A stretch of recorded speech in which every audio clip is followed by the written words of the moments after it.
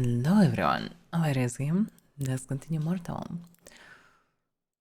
So, I should be in the room, but I didn't craft anything. Not sure will I craft anything today. Maybe I will need to, maybe not. I don't like to do this stuff on stream. On the other side, when I will get the time to do it. So yeah.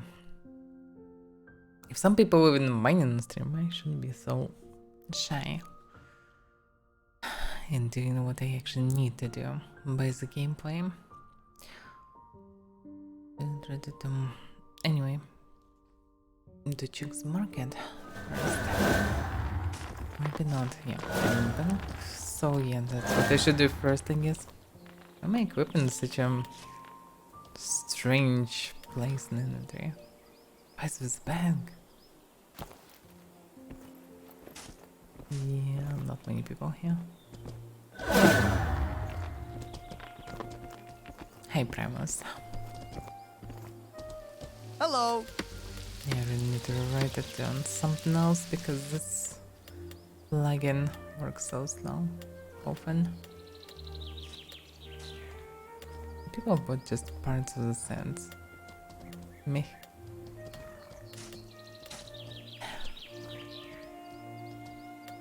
Hello, grenade.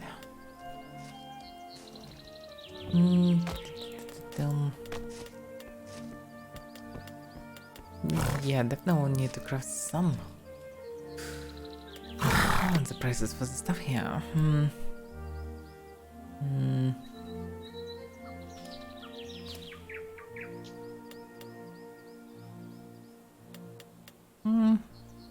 Kinda costs something. Just need to free some slots. But it can wait. I still need to sell this part too. Well, this can be a variant.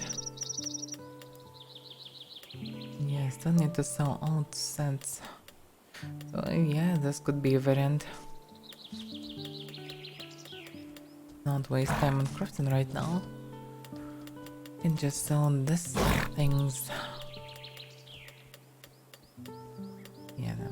I definitely need additional chest pieces because, well, it's eventually become destroyed. Oh, what do I have? Parts.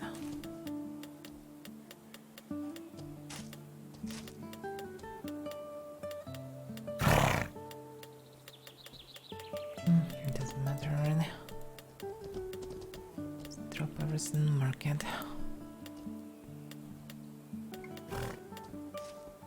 Something Nexus. What a mess.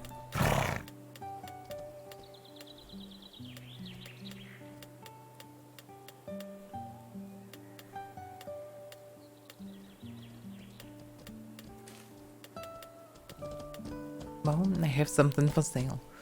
Eventually. This should be moved to another spot.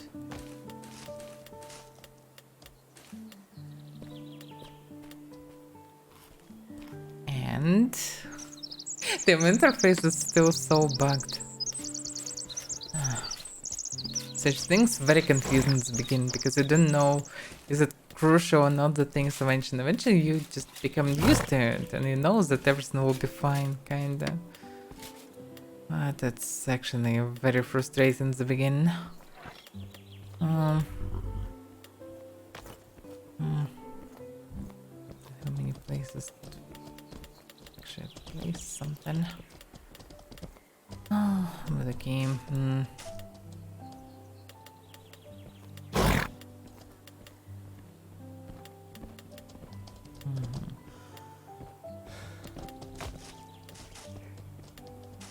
Yeah, this makes sense.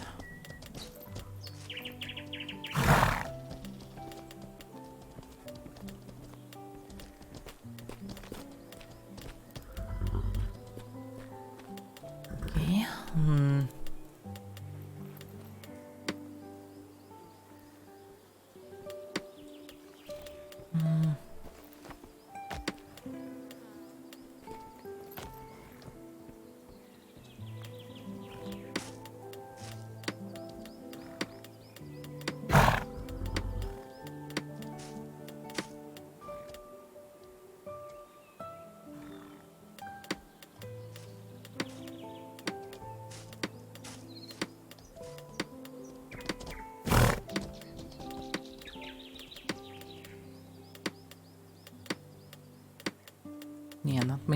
chess pieces actually. But anyway, just need to sell this. This can be sold anyway.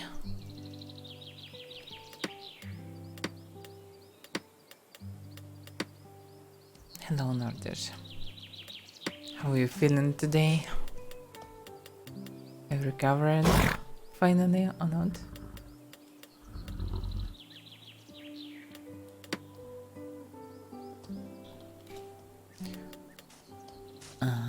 Interesting. They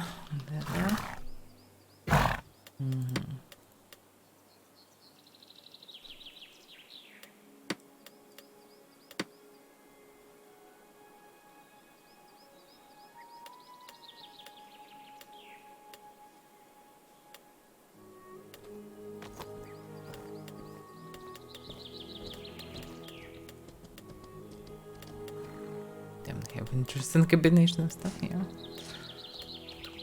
Okay, free slots. Free for crafting. Go check the bounty.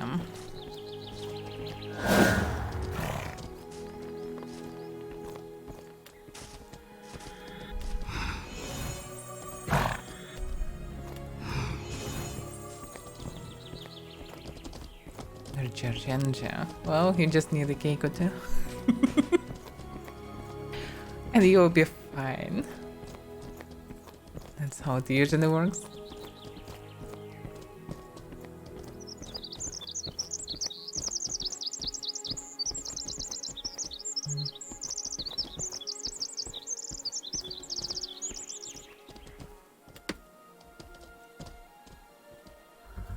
I have no idea where he can be.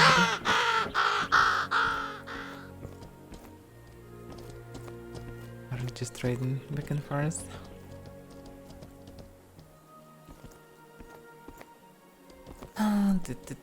I need to visit Midori also.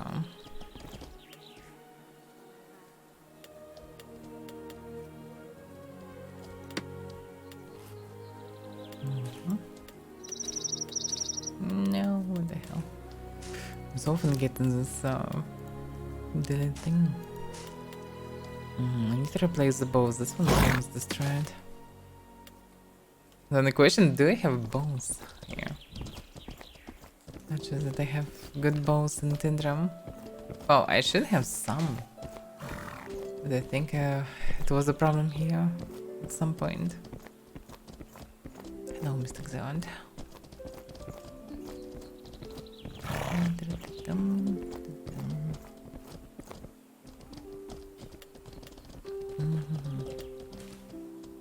So, yeah, bows. Oh, there is one. There are two. Is it possible to buy some?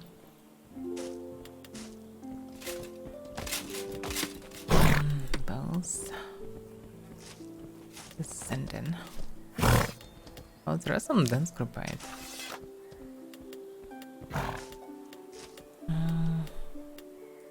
Zayn sends them. Oh, okay, yeah. I should buy all his bows. Surprised I'm buying most of his bows. He sends them usually a little bit cheaper than anyone, and they always maxed quality. That's a good variant always.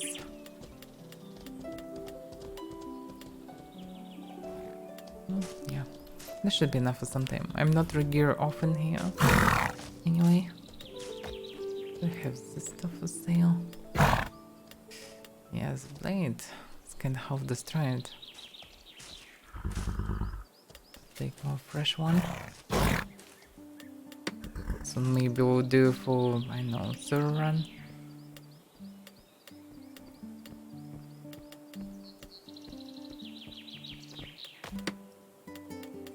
I might send executioners. I do.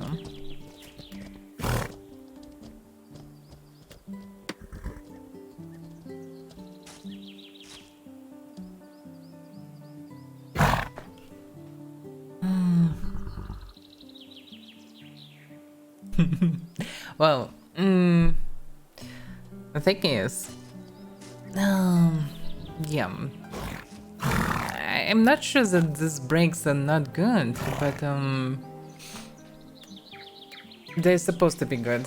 But yeah, Henrik and team bit failed in the last last week, because they used the last version of Unreal and of UE5 and it was just arrived, so yeah, understandable, I guess.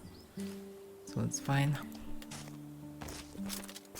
But we have another one. But overall, actually, Nebulous confirmed he was on streams, surprisingly for me, and he confirmed that the patch will be this month. Epic patch. Not epic release, probably. Epic release maybe will be next month if everything will be fine. So they plan to release all what they wanted to release before epic release, or maybe they rushing with it. It's hard to say because in summary from the last Wednesday, there were no information about all the features that's supposed to be on epic release according to their roadmap. I know that Silvery was postponed and moved after release, but outside of it, there were no mentions that there will be anything else moved. And not all the features are mentioned in this list. But on the other hand, it's not a patch notes. And most likely, at least new armor for pets and horses will be there, because they long ago finished it. So, logically, it should be in patch. Logically, also entities should be, or not, I don't know. Not sure about entities. But logically, entities should be finished before epic release. So it's I didn't expect that they really would do release so soon. I expected to see at the beginning of next year, somewhere around March or whatever. But looks like no. So, they plan to do PTRs this month and then drop the patch on Nave. And if everything will be fine or fixed in few days, whatever, they will do epic release. That's their plan. New armor won't save the game. Of course, I'm not talking about armor. I'm talking about the list. You maybe missed it. I don't know, because I have no idea. So they dropped not patch notes, but kind of summary after Henrik's stream, and there were way more information than Henrik actually said. At least I don't remember that he said all this stuff. And Nebulous confirmed that, yeah, they plan release. So, zones, new criminal system, changes for PC, everything will be this month. And U5, of course. Speaking about armor, I mentioned things that weren't mentioned there. So, like, should be other changes. What actually was in the roadmap? I can check it. Give me a bit of time. Yeah, by the way, how far was the guy? 8.5, no thanks. So the thing is, should be on other changes, not what was mentioned on them. I can actually study it a bit. Anyway, today is kind of free day. I don't have really any plans today, there are no events today. There will be training tomorrow, so everyone who wanna some fun PvP can. What are you doing? Oh, I'm not selling trinkets to you, I guess. But I think I sent to you like 4 of them in Faber. No, I figured that out, yeah. Or maybe not, or maybe here. What? Не знаю. Да, я понимаю на обоих. Я не говорю по-русски. Магнита не понимает. Он один из немногих англоязычных в Вайве. Не, ну обычно Иви приходил там туда, дайте на лошадь похавать, то еще что-нибудь.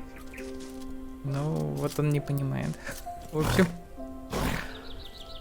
Слушай, вы же гильдия паладинов, да, я так понимаю? И мне рассказывают, что вы как-то не воспринимаете некромантов. Не воспринимаем что? Ну, некромантию. Вообще-то нет, я использую некромантию. Не, просто был такой слушай, к чему говорю. Многие люди думают, что паладины это чел, кастующий лечение и рубящий мечом. Это вообще не связано с билдом в нашем случае. Okay, mister. But I was talking to Avaira, not you. We're talking about paladins using necromancy. Yeah? About what? About paladins using necromancy. Looks like there was rumors that paladins not using necromancy. Ah. And it's false because, well, we do. Well, fake Я paladins. просто не знаю. No, we're not fake paladins. В общем, Paladin is... суть is- паладина в том, что у нас есть 7 Очищений. клятв, и мы, соответственно, им следуем. То есть мы не можем врать, мы не можем атаковать кого-то, кто не враждебен к нам и не был враждебен прежде, и так далее. Да. То есть такие штуки. Да, да. Слушай, прикольно. Да, то есть реальные паладины, прям. Слушай, слушай, вопрос такой большой. У вас там все русскоязычные? Нет, только я, в общем-то, да, только я. Остальные на разных языках говорят, но в первую очередь все на английском. Понятно, все, не вопрос. Okay, anyway, quick question. Знакомство, честно. Event tomorrow? Yes, of course. Each Thursday, public training. Okay, I'll definitely show up. Yeah, It's gonna be- bring some spares to remove chest pieces. Oh yeah, actually, yeah, exactly. That's the only reason I would bring stuff. Yeah. Just give me a quick sneak peek. Just take it. No. You need to work hard to do this. At least I'm trying. Okay, that's admirable that you're trying. Wait, quiet.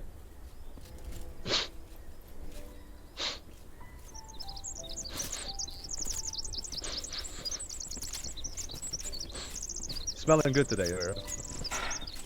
Good to know. This is some Блин, у вас some, смешной some- разговор, я тебе клянусь. some floral Let perfume. me see.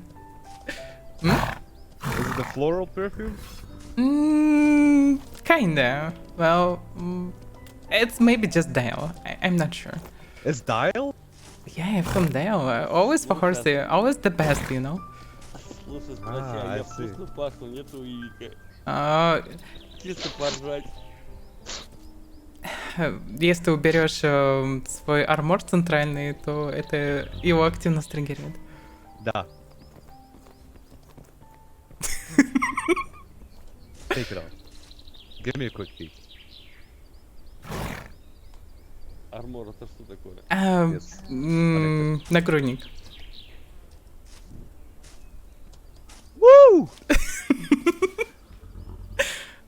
So, well. Hit you a bit. Подожди, а в чем прикол? Этот чел обожает нюхать грудаки. Он старается сломать нагрудник, чтобы обнюхать каждый. Вы сегодня сделали мой день, просто я сейчас плакать начну. Я не малыш, это просто смешно. Да, это смешно. Well, no one's sniffing you, Magneto. Not everyone into it. Really? He's not into it? I don't know, not everyone's sniffing people with chests, you know?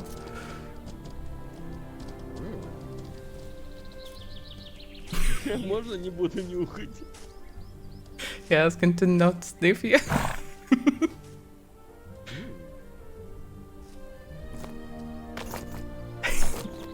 Is Hamster coming tomorrow? Hello there. Hmm? Is Hamster coming tomorrow? Oh, I have no idea, actually. Did actually He somebody didn't already play for participate? last days, I don't remember him online, so I don't know. Like, my friend list is quite dead, and I know that most of these people actually playing still, but it's so rare to see them online. Слушай, скажи ему, что спасибо большое, прям реально сделали вы день, короче. Было очень смешно и Хорошо. было круто.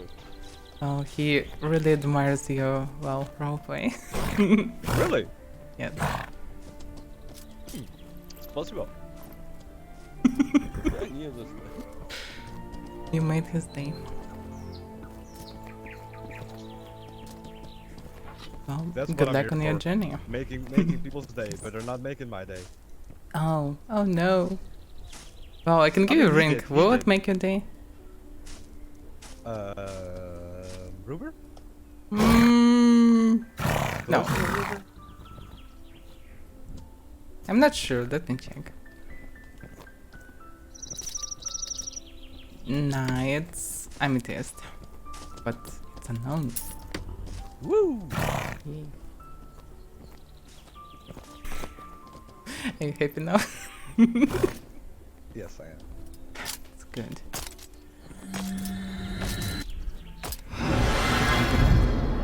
Are you going somewhere? I guess so. Like, sitting on one place, in one place is not that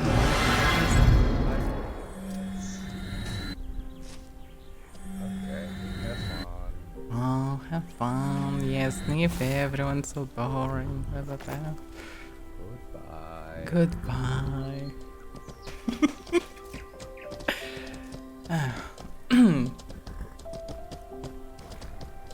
Yeah, we need to demand some cringe level. We need to test everyone on cringe effectiveness when someone wants to join Paladin. So it looks like there was a rumor, at least amongst this guild or maybe in Rook community, that we not use necrons, that we Paladins because, well, standard Paladins. No, we're true Paladins. Paladins by will and what we're doing, actually. What the hell? You don't want something?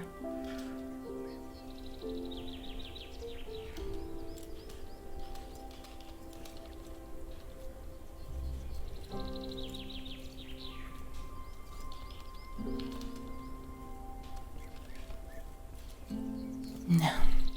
So, I didn't understand why do they split it up?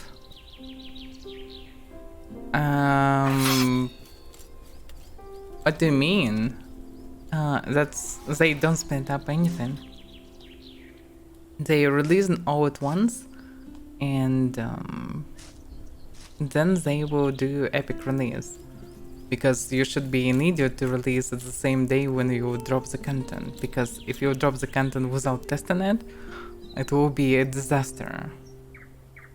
Because maybe very crucial bugs knowing the game and the dev team. So if something like this will be, it will be just, well, it will just ruin the game. Yes, and that's the whole point. They released the UE5 and all the other changes. So actually, let's study the map, the roadmap, because I don't remember it really. I don't remember what exactly it should be. Because it was so long ago when it was announced. Yeah, that's the changes. Yeah, Tindrum and the browser. Yeah, two best friends.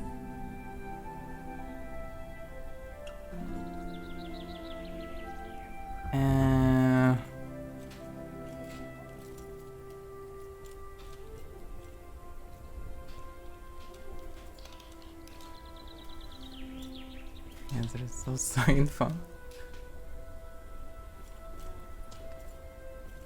Okay, so yeah, there is zone rules. I cannot probably activate it. How to do it?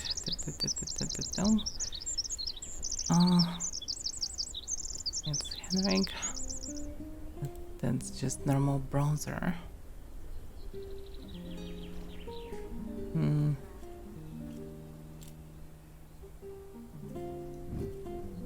Yeah, window capture.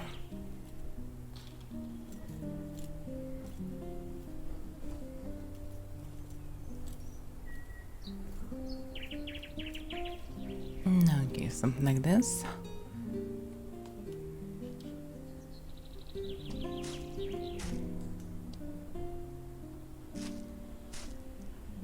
That's basically it. So that what was released, but what about should be on main site itself, I guess.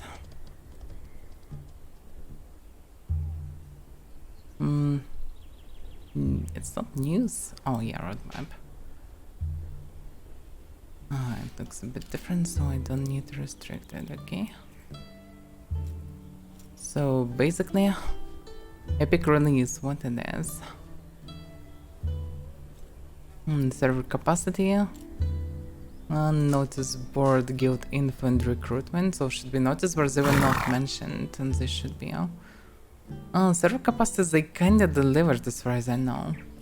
New player experience, tasks, and nations. Actually, not that many things in last punch, but yeah, task system is very important if it will be done correctly. And description of it is interesting, but I'm not sure what will be the first iteration. Henrik also told a bit about new player experience, but without details. So I don't know what it will be. And nations is absolutely unknown what it is. What's the benefits of working on a nation? What can be actually made from it? It's very unknown. And criminal wilderness system. I don't know what is wilderness system, but criminal system, okay. It's probably wilderness system probably means zones, yeah. Lawful lawless zones. So that's what should be, and yeah, basically they will release all this month. Epic, UE5, probably Gnosis boards as well, but I don't know, it was mentioned.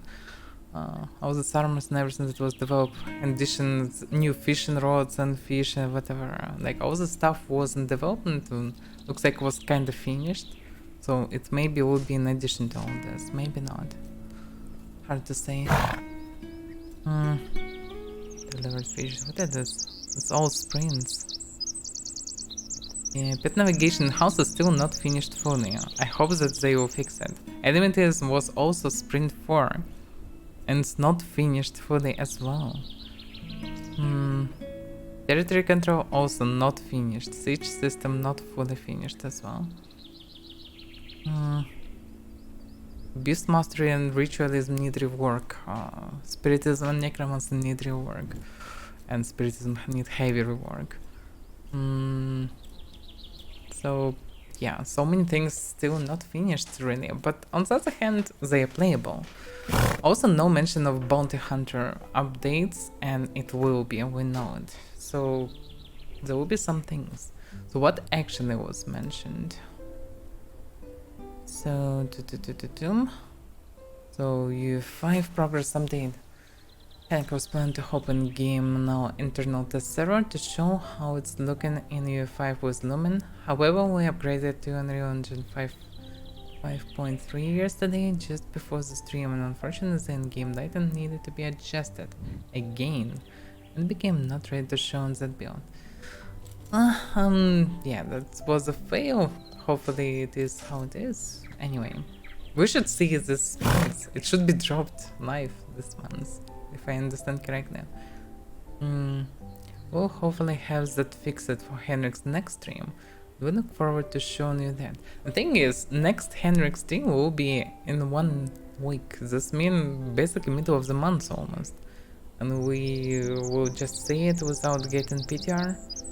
When will be PTR then? How many days it will be? What will test there?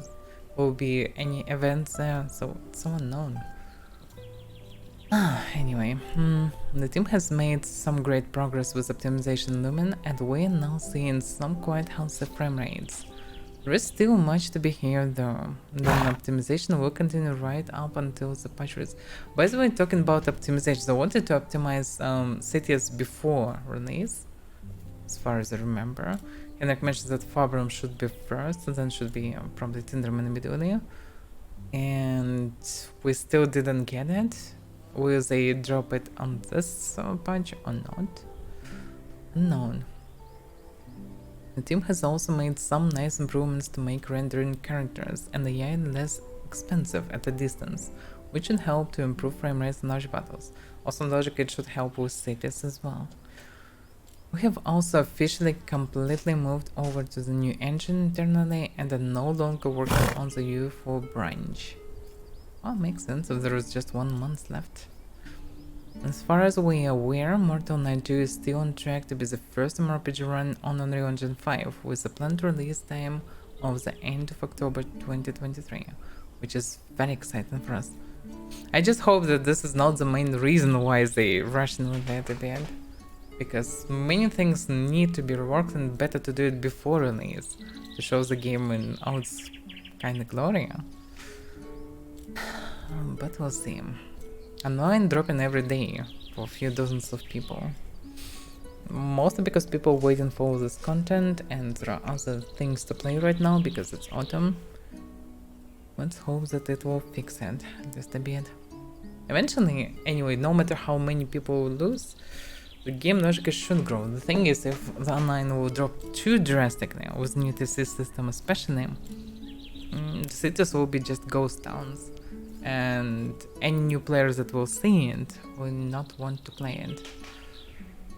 That's unknown. Okay, so to see bounce. We now have one of our talented programmers focusing solely on fixing territory control related issues, with a nice list of bounce updates and improvements at the bottom, should he have time for them. Okay, to summarize a few of the key changes. Supply storehouse will need to be built close to your chancery, as we intend.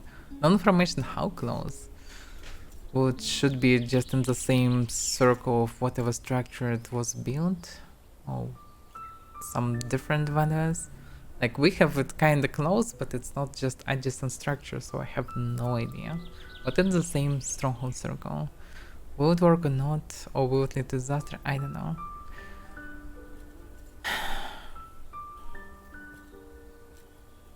Yeah, well, they may be a bit desperate nowadays. I'm not sure. I'm not sure even they Russian or not, because Henrik showed screenshots of Lumens and everything for a long time. So if they finally came with optimization for this and it looks fine, then why not? They're ready to drop it. Plus, actually not that many features left. Like, according to the roadmap, they finished some updates for Haven, and as far as I understand, and finished task system, at least first iteration, plus something about nations. They still didn't give any particular information about it. They finished changes for criminal system and zones, so they finished it. Probably notice words are also ready, just not mentioned. It's not a really big deal to make them, I suppose, especially because they done it in previous game. Through capacities they did with the C update, it was months ago, and looks like it's kinda stable. Hello so there. they mostly finished it. So yeah, it may be not really a rush. The rush would be to release the UE5 previous year, when Henrik was quite sure that they can drop it till the end of the year. So why not? Oh my, by the way, Pitoski followed. Please don't stream snipe me, I don't like it. And welcome, Super Snowman. So, yeah, was confirmed, so it will be this month, I guess. So next Wednesday we'll see Henrik stream with it, and probably Peter will start a little bit later after it. Maybe end of next week, maybe week after it, who knows. So they mostly finished really what they officially planned to do, so it's not really a rush. Maybe it's maybe fine. Just feel a bit of rush, like TC need a lot of rework, Necromans need rework, Spiritism need rework, interface need rework, broker need rework, so many things need rework. TC not finished, no brokers, no vendors, so cities not functional fully without it.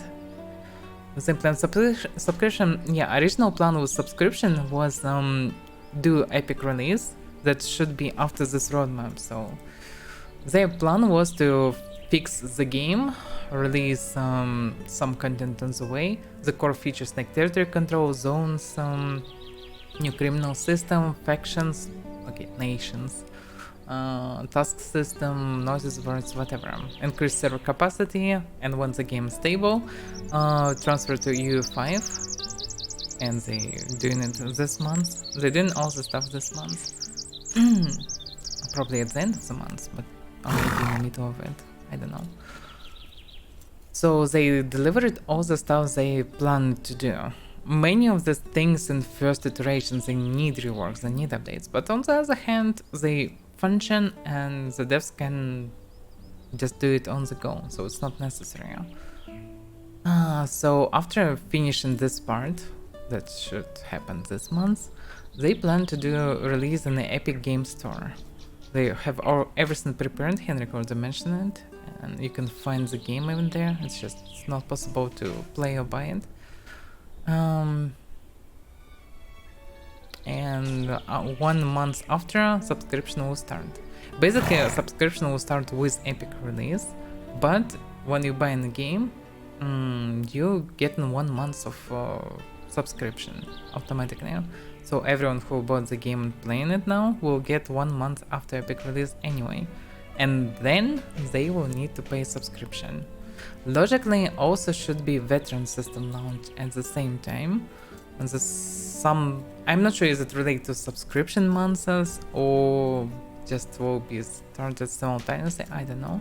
The plan was to make some infinite progression that will work kinda like endgame or addition to endgame. So you should be able to get some bonus skill points. It should be like a skill tree as far as I understand. Like late gifts tree maybe. But we don't know anything of what the features should be, but there should be a way to get more skill points or something. Should be definitely a feature that can transform action skill points into profession skill points at some rate, unknown rate, so Henrik always was very vague with it.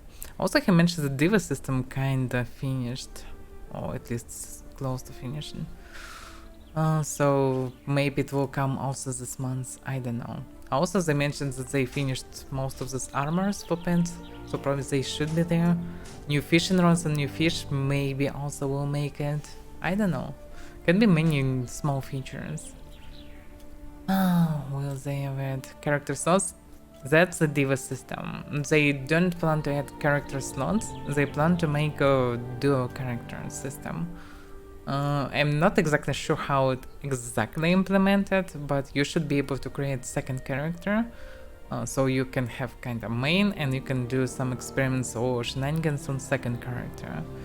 And it maybe will have the same name or the same family or something like this. Maybe professional skill tree will be the same, maybe not. I don't know exactly. Action skill tree definitely will be separated, and overall character. Like for combat, you definitely will be able to create a separate character. Will it be possible to create professional skill tree for it as well? I don't know. The thing is, they trying to avoid two things. No reputation, and we have this problem before TC heavily. When almost everyone have up to 10 alt accounts, and people just playing with random names, you have no idea who they are, and they run even alt account guilds, and all those guilds vanished, and most of these characters vanished after TC, because everyone need prominence.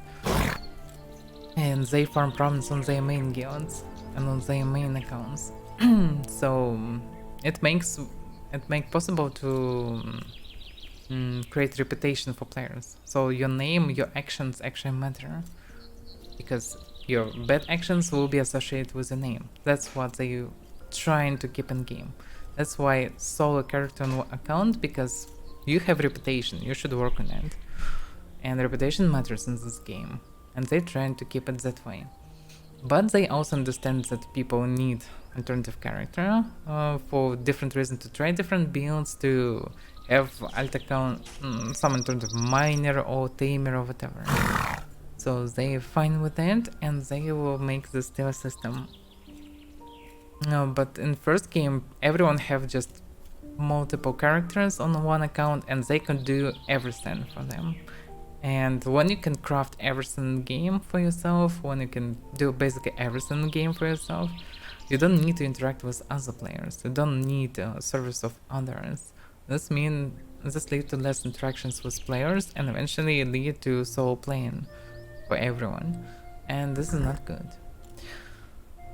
Cost monthly. Henrik mentioned multiple times that it will be a bit under WoW subscription or other game subscription, so it will be, I don't know how much it is right now, 12, 14 bucks, something like this. But it also will be locally for each zone, so like in some countries it will be cheaper, I guess. Also there will be a way to subscribe on 6, 12 months or something like this, with some I don't know, either bonds or cheaper or whatever it will be. So yeah, there will be a way. It will be cheaper than WoW, and it will be possible to subscribe for annually to pay less. And that's it. That's all we know. So it's actually not bad, because no paywall content, so it's good. Yeah, people who really want to play these games, they don't care about subscription cost, because it's not a big deal.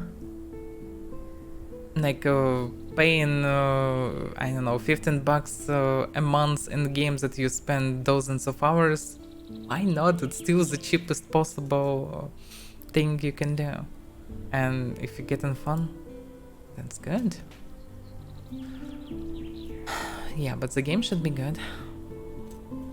Yeah, if no one will play, yeah, that's a problem. So, and right now online is currently very low. It's 1100. It's very low. Like after experiencing how is it to play when average players were like 2000 or so, that was really good. According to this line, it wasn't like this really, but I don't know. I'm playing mostly prime time, that's why this number is not that important for me.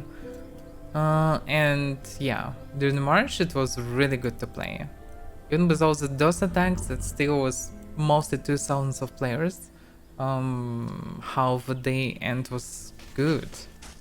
Everything were populated, everything was nice. But I also remember the game with 700 of players online. It was fine. I played absolutely fine. The thing is, TC removed many players from towns, and right now they kinda ghost towns, even in prime time sometimes. So if more people would leave the game, this will be a problem. But on the other hand, they didn't start advertising the game, and U5 plus pretty unique game should bring some people. Subscriptions though, without making heavy and free to play and making it good, not sure how much they can get from it. So I don't know. Let's see. So what else should be? This bunch. So to see, now we know that separate dev work on it, on bounds.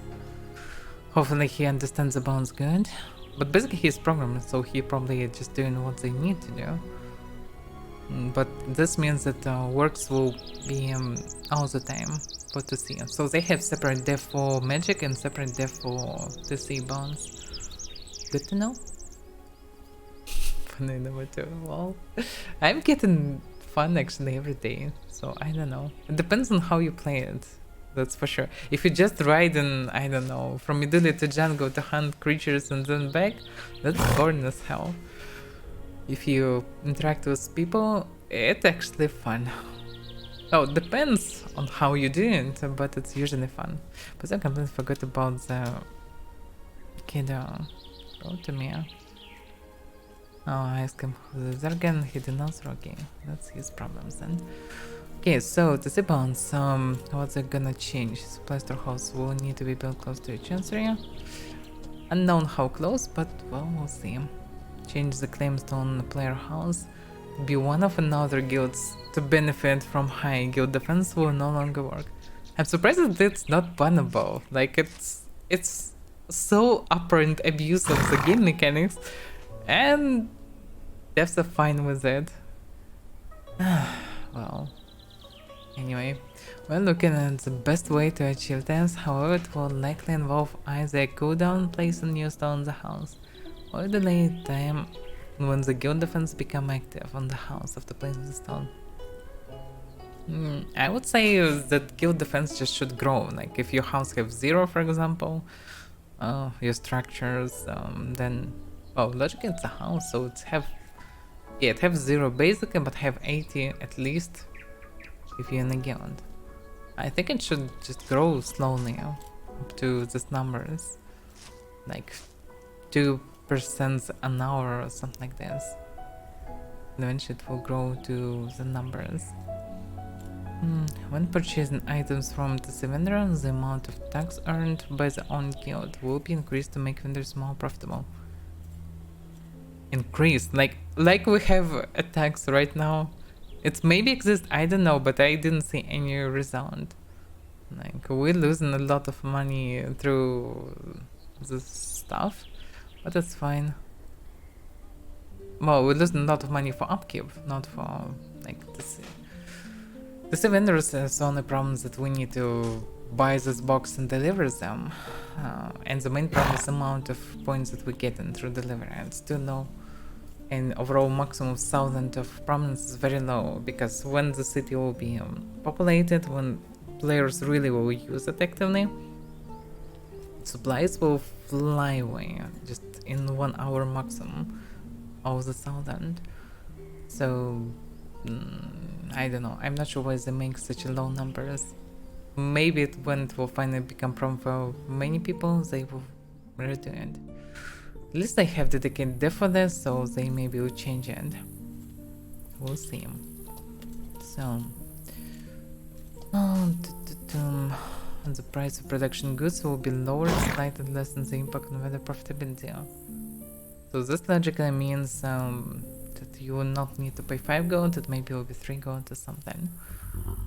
The rate at which guild defense increase will be lowered to be the same rate that it decreases, 2% per hour. Get more for tug of war scenario. That's probably good. Then look into removing the instant gain of supply structures once they are placed. To lessen the impact, the system has an active sieges. Yeah, makes sense. The guild rank required to withdraw production goods will be reduced from 4. We need full rework of guild rank system to make our own ranks. Name them how we like, add features what we need. We don't need this 10 strict ranks, because all these ranks make no sense, because from first rank you can kick players. And if you will invite someone, if you will give this rank to someone who is not fully trustworthy, or you thought that he is trustworthy but he is not, he's a spy or whatever, or maybe a dude will be in bad mood, whatever, he will just delete all the guild. Because he can. It's ridiculous how it is right now. Like, such features, you should be able to, I don't know, click what you need for the rank, name it somehow, and make it. And make any amount of ranks you need. Because for some people you need for roleplay feature this, for the, I don't know, style of the guild. You may need very specific things for others, like also structure of the guilds not always standard, so you also need to change it. So I don't know, it should be changeable, it shouldn't be just static. Because what's the point of balance it again and again and again? Because people need different things anyway. Just make it customizable, that's it. We're looking at ways to allow upgrading the guild supply camp. We're increasing your guild tier, as well as potentially by placing or upgrading certain structures, such as the supply storehouse, supply line, and chancery. Well, at least it's something, but it's unknown for how big it will be increased. Like, if you have 1,000 of supply camp, and by upgrading your level guild you'll get, I don't know, 100 additional, it will not change anything. And it's not that easy for small guilds to do it. So, I don't know, questionable decision. Well, it's good decision overall, but the cap should be, the basic cap should be at least 10,000. And also amount of supplies you bring in should be bigger. There's no reason to make it so small. Because right now we just don't have really active settlements. But the whole point of the city to eventually make functional cities. So players will be able to build some functional settlements where you can come and trade or live. And right now it doesn't work like this. You can do a small thing there, but that's your maximum. They basically work right now on the rate of guild bases, not public settlements. Because city, like Fabern will eat your supplies in a second. So, we're looking at implementing something to mitigate the viability of out-repairing manganon damage to building during the siege. As we won't promote sieges being an active gameplay scenario, with the meta tactic not being to have a large group preparing to counter the siege.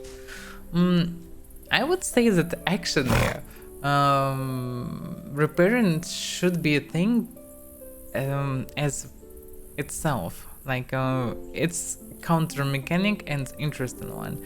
The thing is that right now it's kind of broken. Yeah, like if you siege in a stronghold and there's priest in stronghold and resources in stronghold, people can just respawn there and prepare it from the inside, and you cannot do anything to such a stronghold. So yeah, right now it's kind of broken. So make it repairment system different, maybe would make sense. So you need to risk materials, you need to move around, whatever, so you can be killed in the process. But to make it changing, but people would be able then to make some tactics, some plans, how to, I know, come and do the repair even with all the dangers. Like it's interesting counterplay, so it should be in game, but it should be reworked during sieges at least, and overall actually. Because right now, yeah, it's unsiegeable if you can repair something from the inside. We have many more items on this list, however it's important to understand that due to most of the team's focus being on the UE5 migration, there is the small possibility that not everything here will be completed, tested and verified in time. But we want to let you know what we are working on nonetheless. We have also updated the 3D control UI to look much nicer. Nah. Oh, first what I can see why this numbers looks fine and you can easily read them, and like this size of number. Why are the numbers so small then? Like why it's not the same size even? Like this icon is big, why not numbers big? Well, anyway. And yeah, supply is still 1000. It's 2 now. But yeah, it's anyway, anything will be better than what we have right now.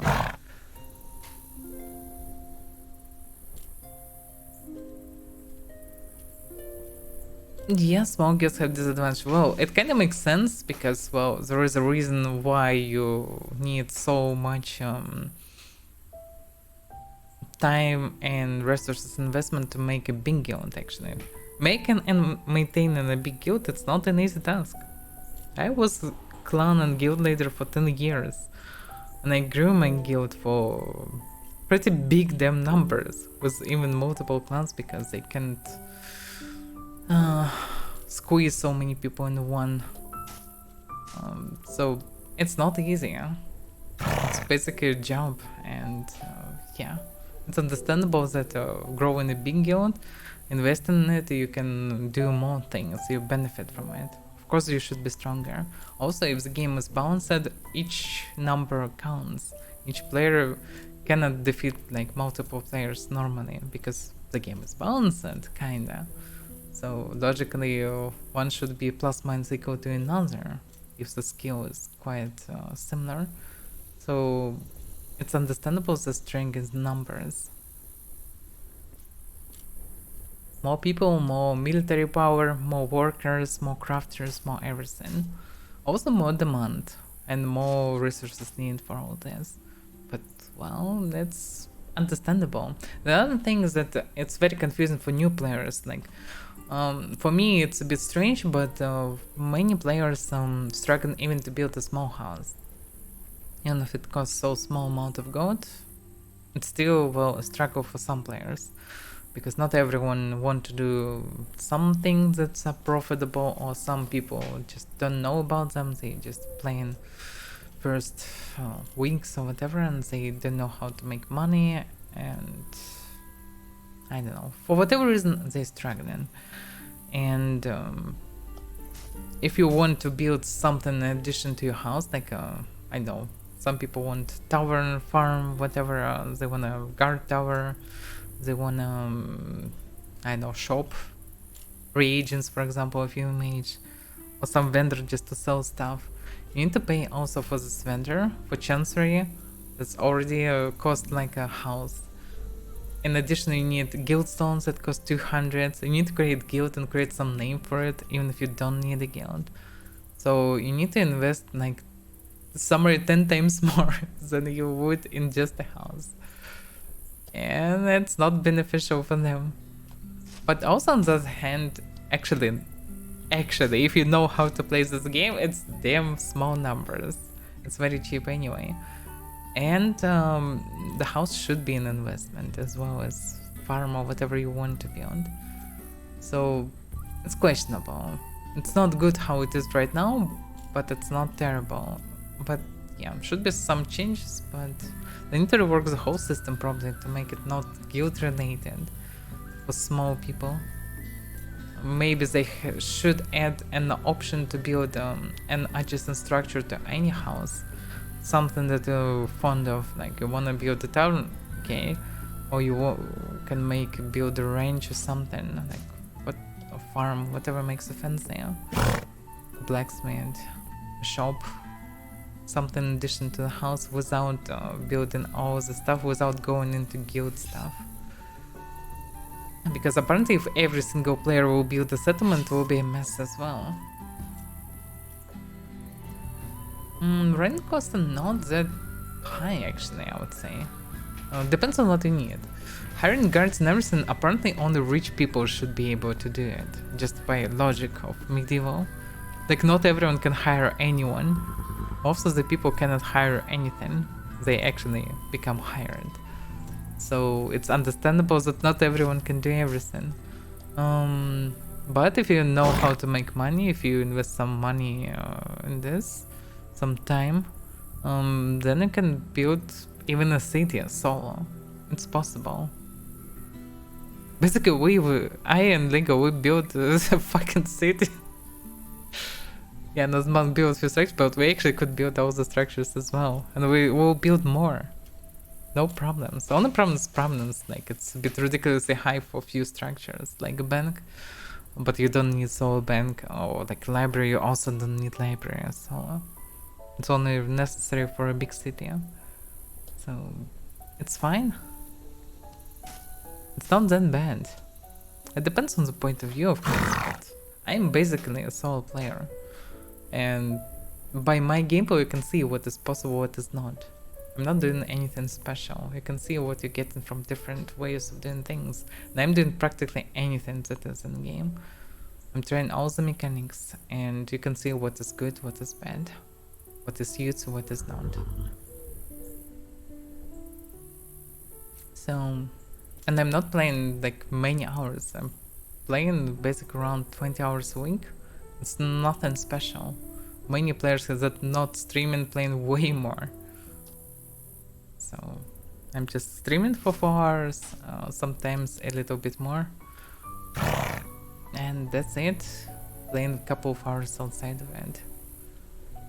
Nothing special. And most of my gameplay actually is still talking to others or chilling or whatever. Like I'm not grinding heavily or anything. So what's coming along with UE5? Well, large focus is on the new engine migration, but also hard to work on the addition of some not at all insignificant new systems, such as the task expansion, new zone rules, and some pattern changes to being a merger, as well as general balance tweaks and a long list of bug fixes and quality of life updates. So no mentions of new fishing stuff, of taming stuff, of entities for elementalism, of any reworks of things, like ritualism, spiritism, necromancy. No veteran system or diva system mentioned, so nothing of this. Maybe something of this will make it, maybe not. No information here. Also no information about this notice boards that's supposed to be there, because well, we have notice boards as separate feature even. With guild info, recruitment, with any notice stuff.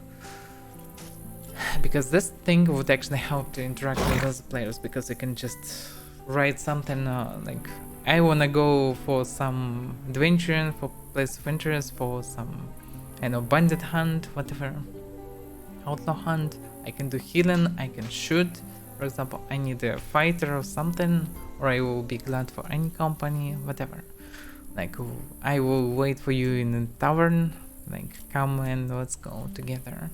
whatever. You can play something like this, potentially, and this maybe will work, hard to say. It's better than nothing for sure. Like, for example, I rhyme to city, I would check this play. If someone need a party, I would gladly join. So many people would do the same, I guess, especially once they're new to sandbox, they don't know exactly where to go, so they can just go and check it. So it can be very important, and wasn't mentioned. But it doesn't mean that it will not be in this patch. We'll see. So what is a task expansion? That's the things that I'm most intrigued for. Like, because we know details about criminal system changes and other things, but we don't know anything about this. So knowing it could be useful. So what is a task expansion?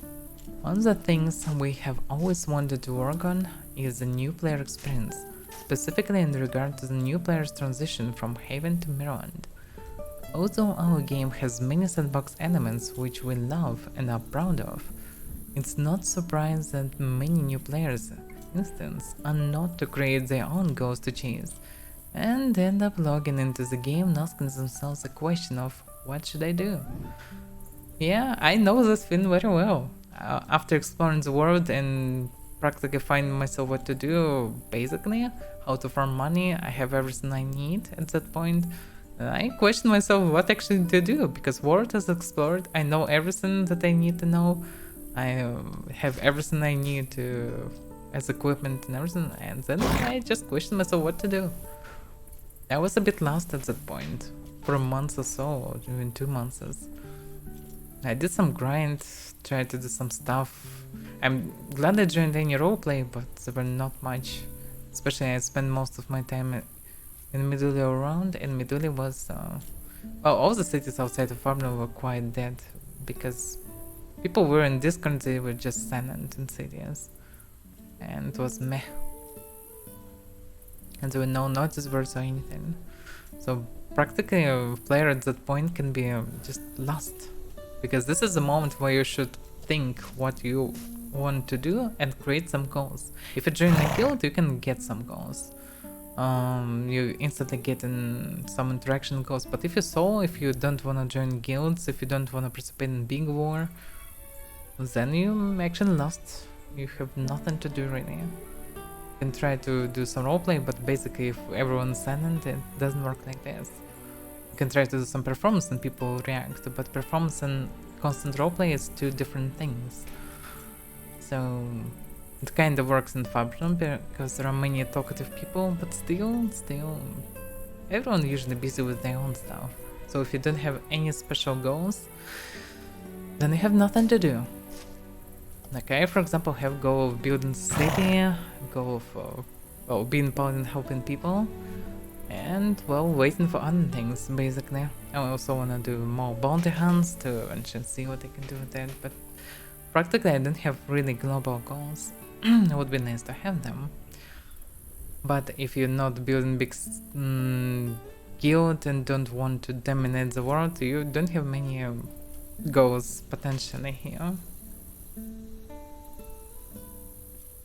So, this is something we aim to address with the task expansion, which will eventually allow players of all types to engage in various activities and high rewards for completing them faster, time limits, and in doing so earn renown, which represents your reputation and dare say prominence throughout the realm for that activity.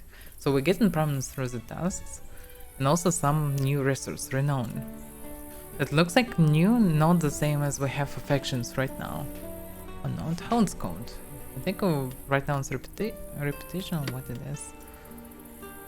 Standing. Yeah, right now we have standing with factions. It's different. So it will be renowned, whatever it is. Or maybe it will be just a name of prominence. But on the same time, it probably still will count as something else. Unclear.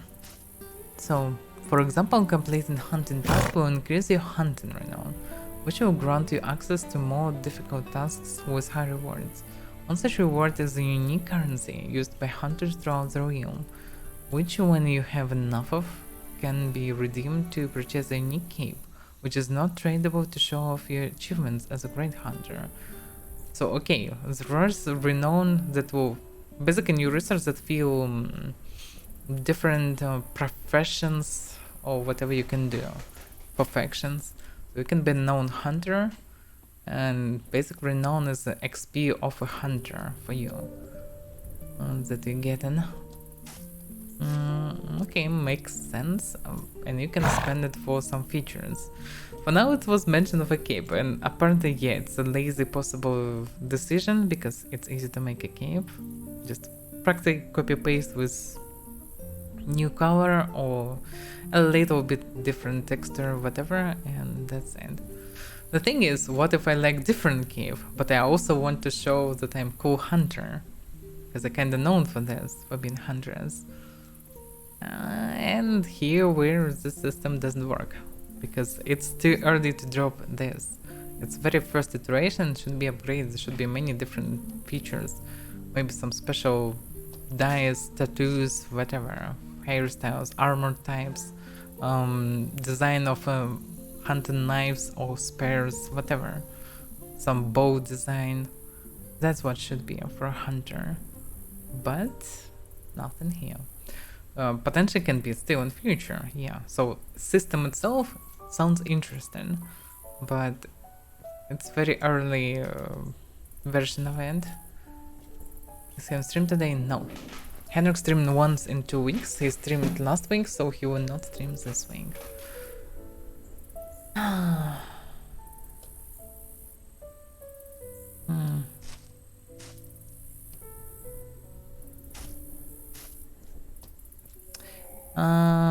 Well, the game makes adventures profitable for guild starters, for groups, because solo you cannot farm some things, like solo going in Razor dungeons or Solana caves is suicide for most of the builds and players.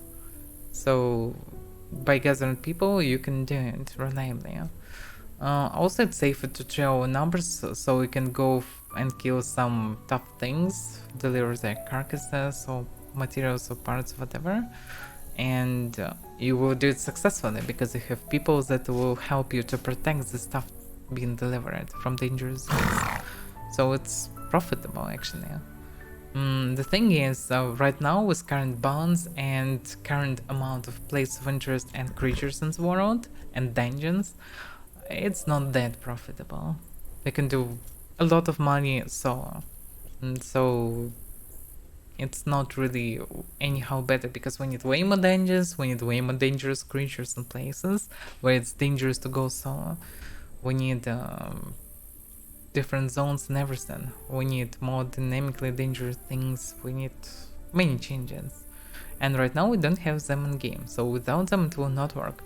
It's also, by the way, talking about content for this update, we didn't have any new places of interest for a year.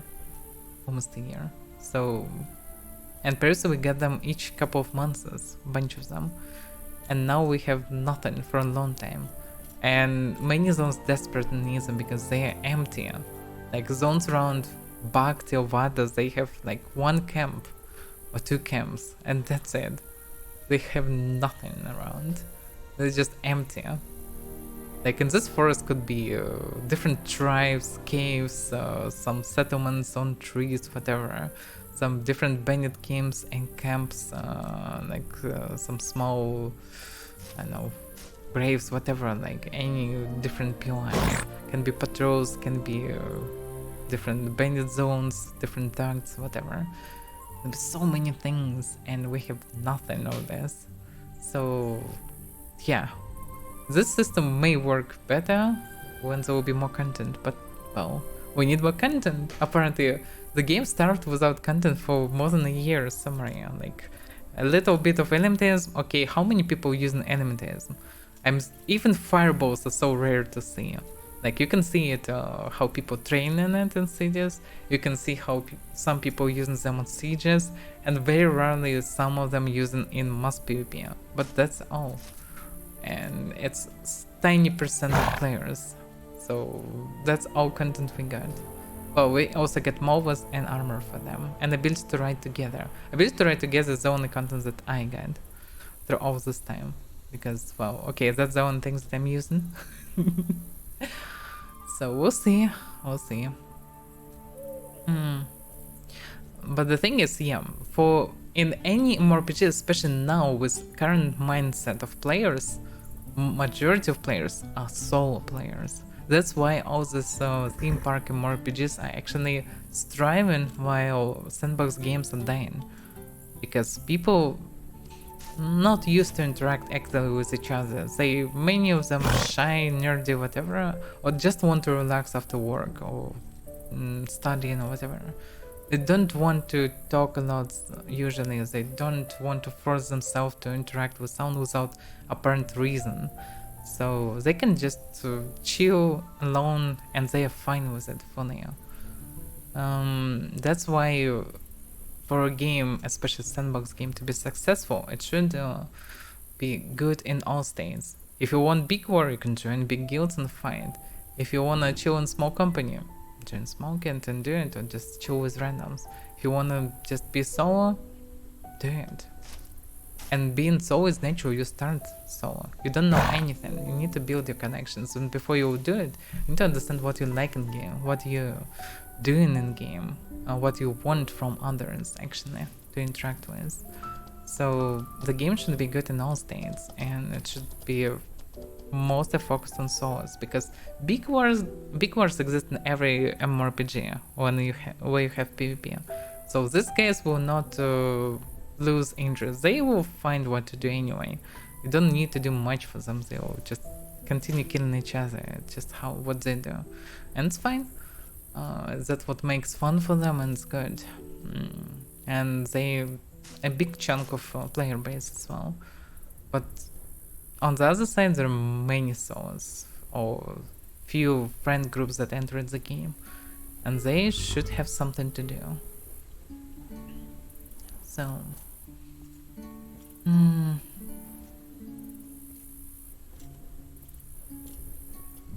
well, it's unknown when it will be epic exactly.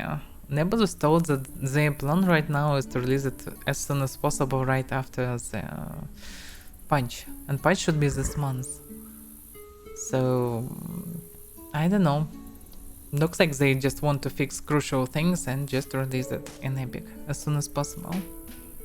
That's how it looks like.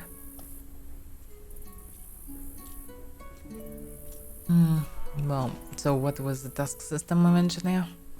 So yeah, you can make some points for your activity and take tasks in this direction, and eventually get some fancy custom stuff. Hopefully it will not be only caves, but at the beginning looks like it will be only caves. That's not good, but what we have at least. At least we can start grinding these directions if it's interesting. So the same concept is then applied to different types of activities. So eventually there will be fishing tasks for you. Eventually, this means that they will not be on days. For you to increase your renown as a fisher, earn rewards, unique currencies, and gain access to vendors who sell interesting items. Oh, by the way, access to some specific vendors. Interesting.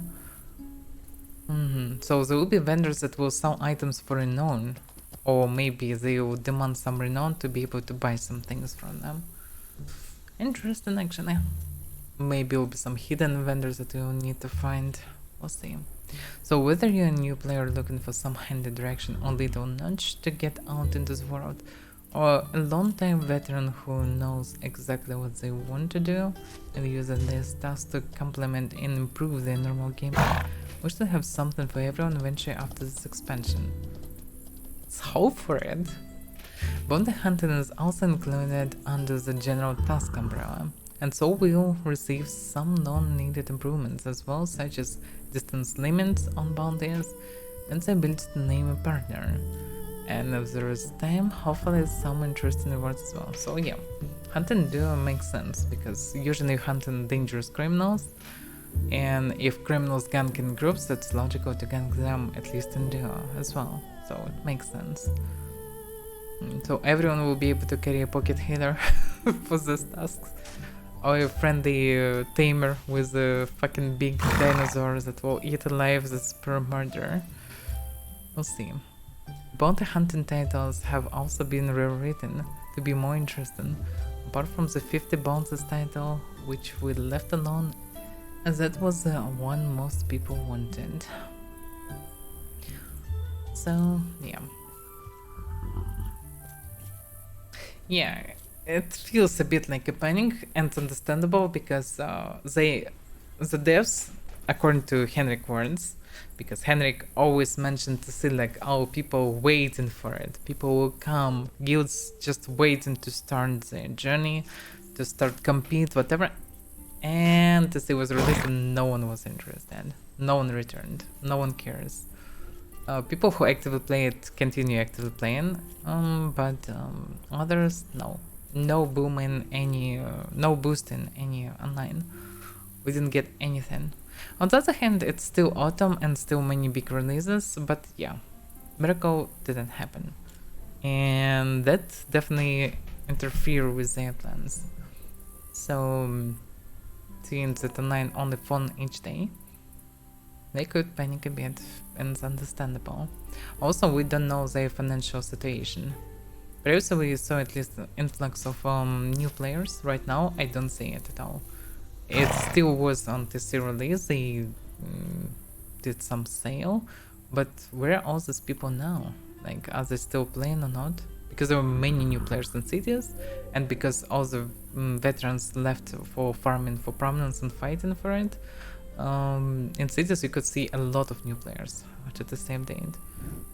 Right now, cities are still kinda a bit of a ghost town sometimes, but I don't see these new players.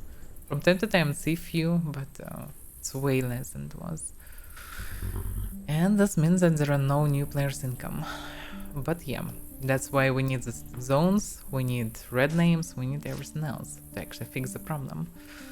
And yeah, this whole patch actually focused on this, so let's hope that it will work. Economy... what exactly do you mean by this? Economy in the real world or what? Because I'm not sure. Yeah, you can fix mistakes in the short term, and that's for sure. So what was new zones? This also should help a lot because one of the main things, newbies are coming in game, and even if they endure havens that many people claim to be boring as hell, they get in a world where, and the first very steps when they still don't know what exactly to do in the game, when they don't know for what they want to love this game, what makes this game unique, why they shouldn't play, I don't know, New World. Well, okay, there are many reasons to not play New World, but there are many other mmorpgs to play, and why not to play them instead of this one? And that's because griefers are griefing all the crap out of them at the very first steps right near the city. So making some kind of not maybe fully safe zones, but kind of safe zones around cities makes sense. Because, well, that's weird when people murdering others right in front of the gates, in front of the guards. That's not how it should be, apparently. Because there's a great Syndrome Empire that's supposed to have patrols, and we can see POIs where some patrollers are dead, or maybe they killed and hanged some bandits, but we don't see these patrols, we don't see these guards, we don't see presence of these factions. That's what should exist. So this logic should be that update. So the Epic Games Store UF5 release patch comes with the introduction of the Wilderness. The Wilderness is a new type of area where players cannot be reported for murder or lose nation standing.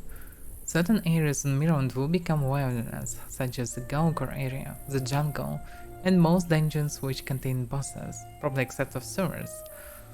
These wilderness areas will be marked on the map, as well as barriers in the world, both nature and crafted, such as mountain passes, tunnels, and choke points, as well as fences, old ruined walls, or stakes on the ground. You will also receive a chat message and potentially a fanfare when entering the wilderness. It actually means the rework of many areas. We'll see how it all looks like. Hopefully it will not be too, like, blatant. If you die while inside the awareness, you will not be able to report your killer for murder. So come prepared at your own risk and with the knowledge that you will be in significant danger with no records from the NPC nations. That's basically what we already have right now. Because I'm not sure who you can report in dying in jungle or Gaokor or on someone in the north on this tab. I think you can't report anyone if you die in someone there. So nothing changed. Let's just make it official. To contrast this wilderness, the areas around all guarded towns will become patrolled by guards of the nation. Although they will be significantly weaker than the guards found inside towns, they will still pose a threat to any would-be bandits who brazenly attack innocent people too close to the town or by a road being patrolled. I wonder how they will work versus 20 people zergs that run around town and slaughtering everyone. Probably they will not be that effective versus them. I hope that they will be effective at least versus groups of 5 people or something. And I actually doubt about that. If the guards will be similar to guards that we have in TC, they will not be effective. They will be effective only versus souls, and actually skillful souls, especially Avaira, still can probably mess even with these circumstances. So I don't know.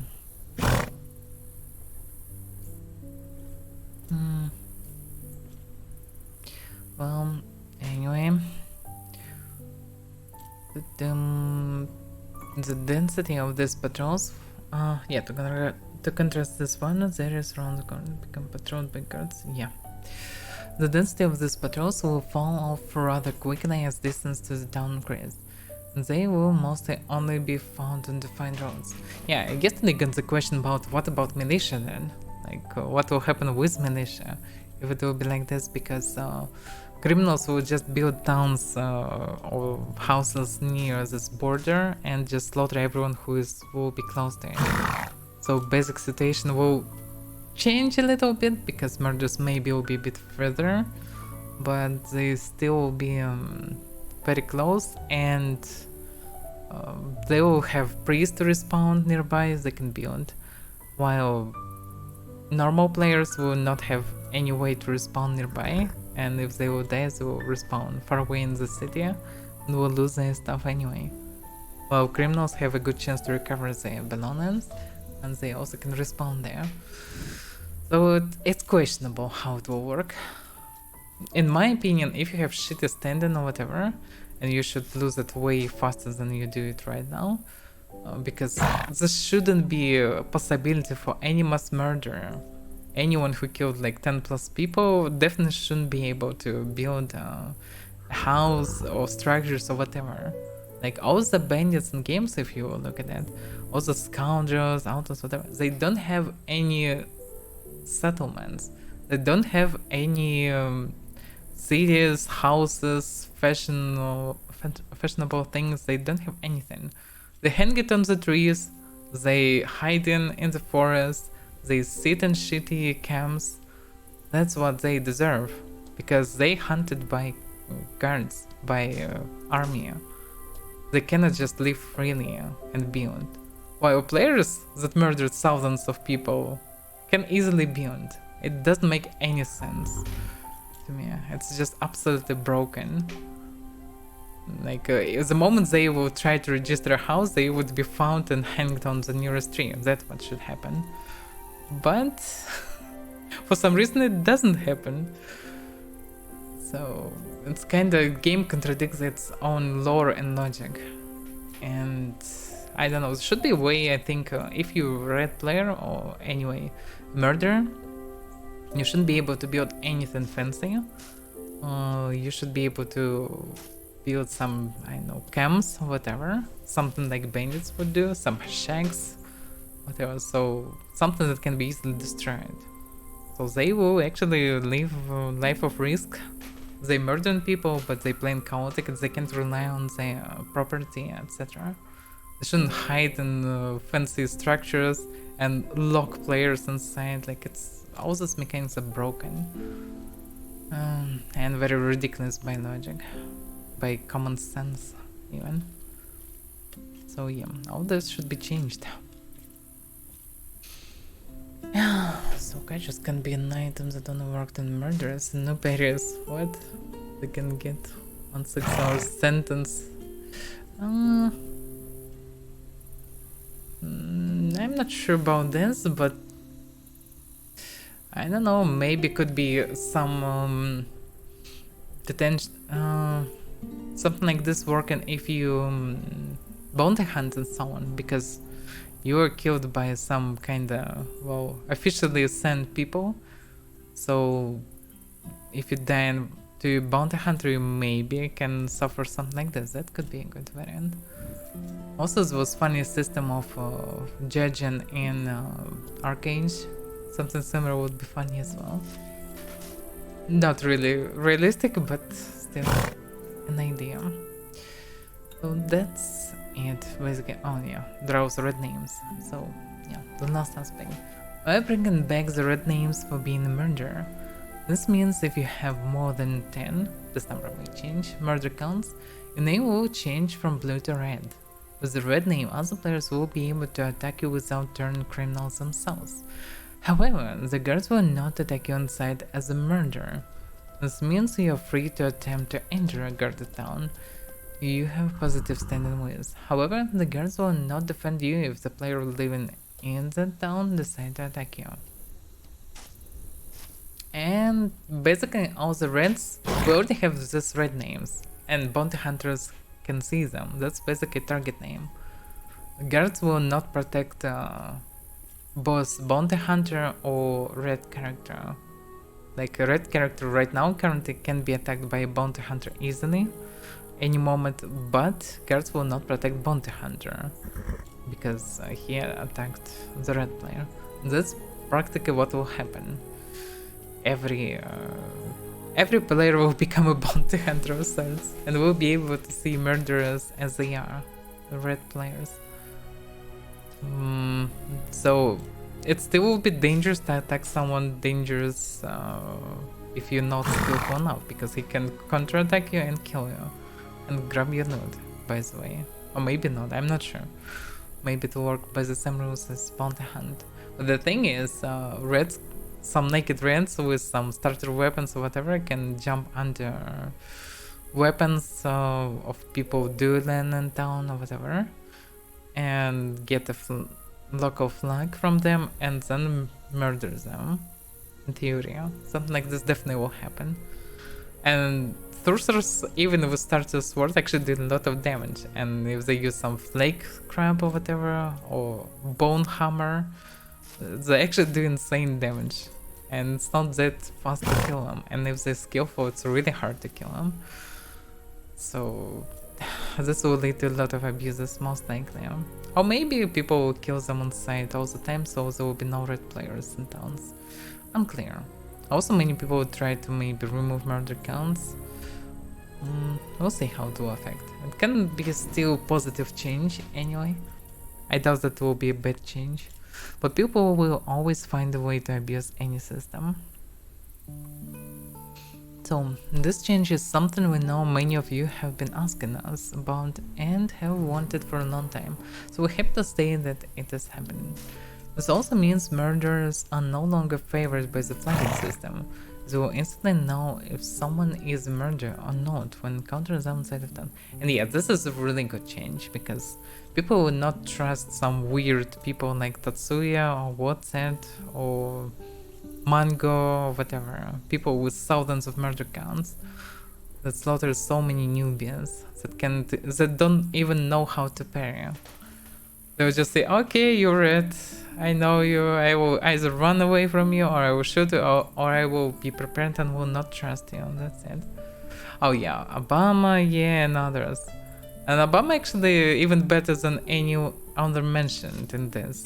He can be absolutely friendly person, just cover you in honey and be so good and nice, until he'll lure you far away enough from guards and slaughter you. So yeah, all those psychos have their own tactics to lure people and kill them. So yeah, that's called psycho, exactly who they are. I asked that why he doing what he doing. He told me he enjoying their suffering. enjoy that they suffer from losing stuff and everything. Like, that's what Psycho would say, because practically he enjoys suffering of people. That's not normal. Such people should be isolated from society.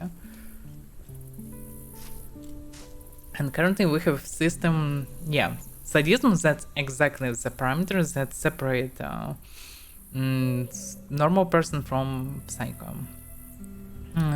Because normal person can be angry, can be a bit evil sometimes, whatever. It can be different situations, can be different ideas in mind that you can control or not. But only sadism actually split it for them. Because if you're enjoying someone's suffering, if you want to inflict it, well, just for your own pleasure, then yeah, you're basically a psychopath. That's it. But yeah, right now we currently have systems that benefit them, and being blue actually don't give really any beneficial themselves. By being blue I mean just not murder at all. You're not abusing the system. If you're friendly to people, it doesn't give you benefits really. Any. But killing everyone, giving you a lot of free loot, and well, no minuses. You're getting for free a lot of stuff. And many people are easy to kill, because most of the farmers are friendly people that not into PvP. They often not prepared, they don't have armor on their horses, they just traveling, doing the stuff, gathering, etc. And like killing them, like couple shots to the horse and couple smacks to the hand, that's it. They don't know how to parry, they can't protect themselves, they just basically giving for free a lot of stuff. That's why being murderers profitable, and they making a lot of money through this. But it's destroying population of their beloved game, because if you kill all the newbies, there will be no newbies, and without newbies there will be no veterans. Online is dropping all the time exactly for that reason. And this and no content in game. No, by no content I mean no added content. But it's understandable with content, because devs were focused on core features, so they finally finishing them off, so we'll see how it will affect. With this new changes and also some updates that will be different. Well, you should listen, cause it's not bad, it's definitely positive changes. All what we have is positive changes, it's good. Will it be enough? That's the other question. It's definitely positive changes, for sure. I can already see multiple ways for abusing all this. And people will find them as well. And some of them can be close, some of them not. We'll see. Anyway, yeah, it's only becoming better, so it's good. The only concern I have, of course, population will drop on subscription moment. It's inevitable. But there's no other game like this, so people who have something, who already found something unique in this game, they will not left it. They may left for some time, but they will return because there is nothing even similar to this. So when there will be more content, many people will return eventually slowly. So population will recover. But if it will drop below some point, when all the towns become ghost towns, there is no guarantee that the game will recover after this. Because if it's lower some line of a line, then the game looks too empty. And you cannot interact, many mechanics will just not work with too small population. Then the thing, especially after the sea, because the sea divided people a lot, and it's a good thing eventually to spread people through the Mirrorland. But when it's good when you have at least couple of thousands online, but when you have thousands of online, it's barely functioning right now. And if we will lose another 500 of online, it will be devastating. So we'll see. I don't know. We'll see how. The first thing will be when the patch will be dropped on live. We will see the online. If it will be too low, then we're in shitty situation. If online will not grow drastically, it will not be good. But well, On the other hand, online will not go drastically because there are no patches. If they will do good trailers and advertise the game on every corner, this will help. I'm not sure what they prepared for this, but it may help. In future, drops on Twitch should help a lot to continue growing population all the time. It helps a lot with, for example, Elder Scrolls Online. They had a very low online game at some point before they started doing this, and after they started doing regular drops on Twitch, more and more people start going on Twitch from the game, and because of it, online category grew up, and people start seeing it on Twitch and start to know, oh, there is such a game, I can play it. And they played it, and eventually it's grow both Twitch and the game population, so it's a really cool feature. Because Twitch population is pretty big, and showing this game to others through it is a good idea. But it will not work. It will not work with low online. So, and the main thing, I'm not sure that this patch will be enough. Like, there is nothing in this patch for old players, really. Well, task system maybe, but it doesn't change anything. The sea changes also doesn't look that appealing. I'm not that into to see in terms of sieging, but currently people are very passive with sieging. Only Bard is trying to do something, and he was very active first days, now he is not that active, and others don't do anything at all, so it doesn't look like it works that good. And I don't see anything special in this change that will actually drastically change it. Oh, maybe the stones were the main problem, switching the stones, but hard to say. So we can only hope for good. It happened this month, so we should just wait and hope for good. That's all we can do, basically. And enough of browsering for today. Close that, yeah. So let's continue actually playing. What is this morning? I hope it is. Yeah, it's early morning. That's good. Okay.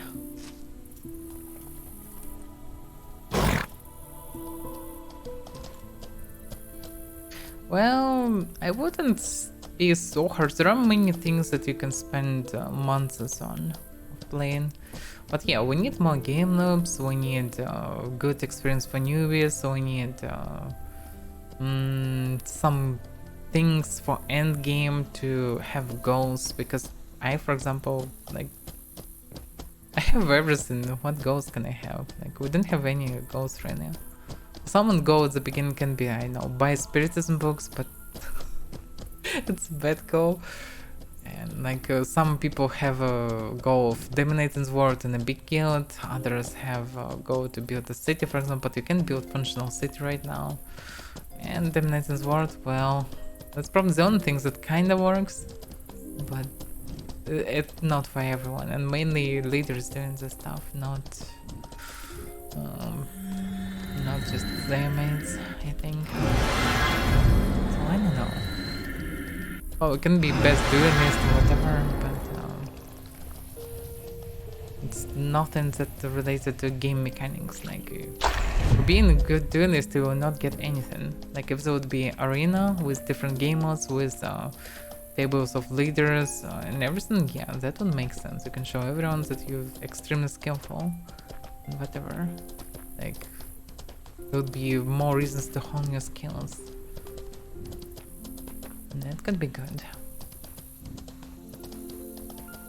Like, arena would be a very good game loop with different modes, with 1-1, 3-on-3, 2-on-2, etc. With free-for-alls and everything. People would spend so much time there, and people would also spend a lot of time gathering around and betting on people fights. Like, making such system would create a healthy, good game loop with PvP. Like, bounty hunting can be a game loop, and it is kinda, but it's still the very alpha stage. It's good that it will be improved. Still unclear, it will be just small additions, it will not be full rework with rewards and everything, so for now it will be still unfinished mechanic. but potentially also game noob. You can also make more additions to it. What the hell are you doing, guys? They need to rework the leashes because after changes, creatures behave awkward. They're doing the stuff all the time. Because I'm hunting a lot, I know how it works and it doesn't work good right now.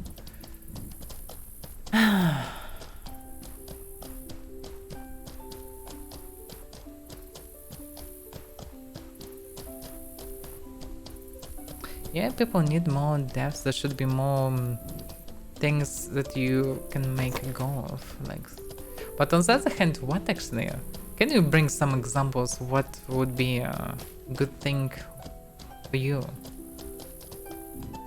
Because practically creating game loops is one thing, creating some goals is another, and I'm just thinking about other games. And if you're not a guild leader, if you're not in a big guild, what actually can be your goals in sandbox games outside of just maxing your character? That is actually doing very fast in Mortal right now.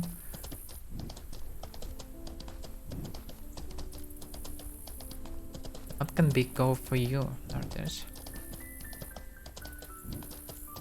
Or for anyone else who have some ideas in mind? Because I'm not sure actually. Not sure what can be a goal for myself eventually. Oh, building a city is interesting one. Building a functional city, protect it, see it thriving, it's one of the goals, I would say. But everyone cannot build a city because, well, it will be a mess if everyone starts building a city.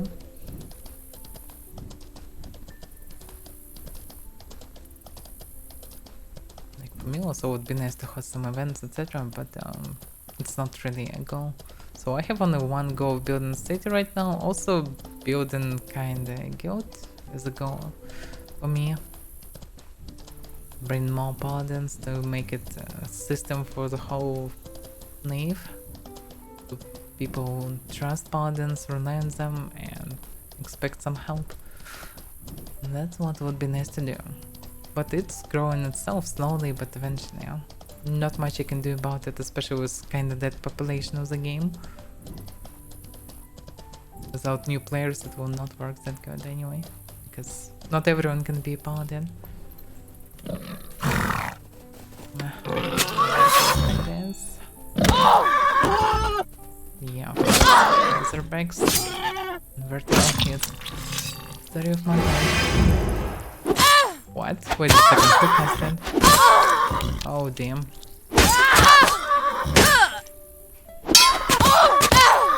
It's not good. Some plus caster, plus counter, plus random rules or whatever. A bit too dangerous. There is also archer? No, it's melee. Just bugged one. Okay. Yeah, I forgot there's a respawn here in the entrance. And because of the low 9, almost all the spawns are not triggered, because not many people farming anything nowadays.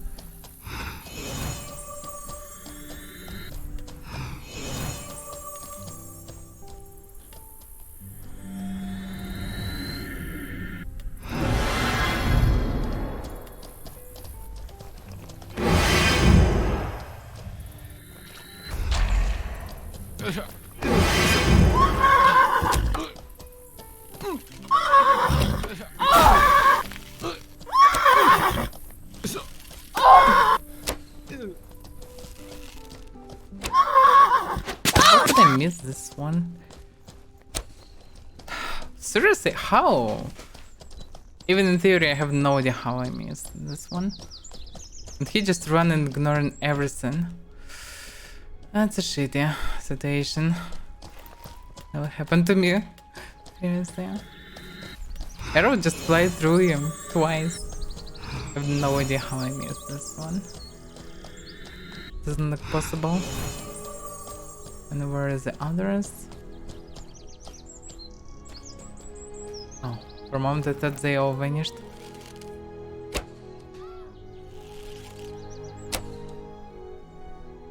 What the hell? Who is he chasing? What's going on? Oh. There was a guy here. I get it.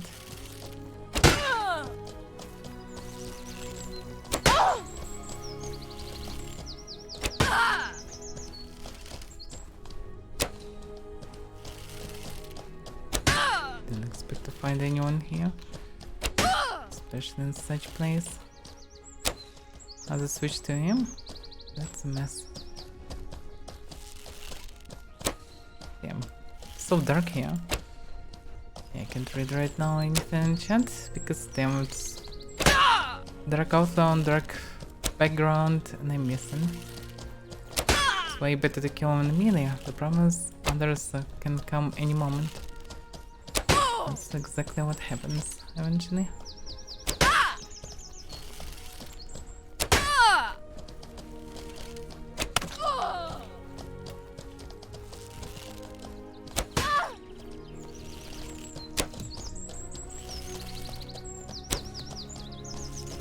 In between that's the most annoying thing.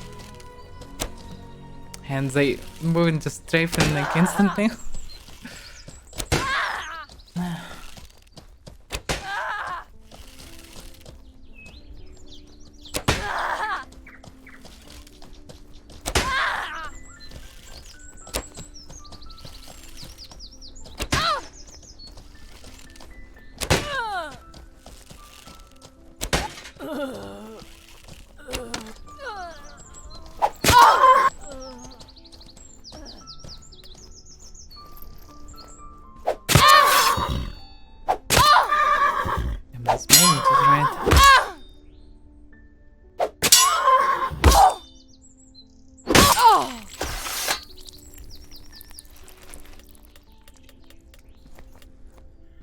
Don't trust this guy. You can see him moving.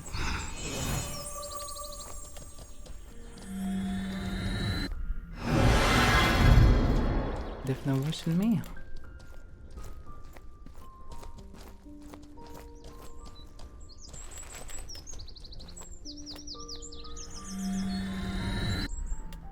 Like he's running left and right. Look at him. Trying to sneak on me. Why? Maybe afraid of me, I don't know. Doesn't look like he's really trying to ambush me.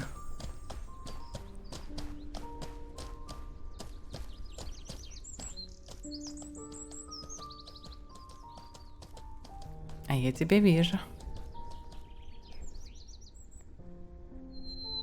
Чего хотишь-то? Не знаю, я тоже самое спросить хочу. Ты за мной наблюдаешь подозрительно.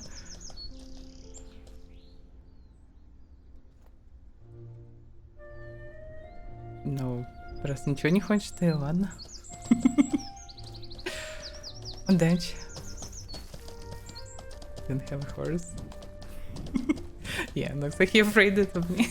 It's hilarious. I just saw his guild tank and assumed that he is no Russian. So the entire world should be simulated and everything would be linked to each other, which is also affecting quests, economy, NPC, or events and so on. A good example is Star Citizen, which gets such a system where everything affects each other. Can't say anything about Star Citizen because, well, I'm not an expert. Don't know exactly how it functions right now, and I don't remember anything special from the moments I played it. Like, would be nice to get examples that actually, well, exist. Like mmorpgs that already function and successfully function, have players and everything.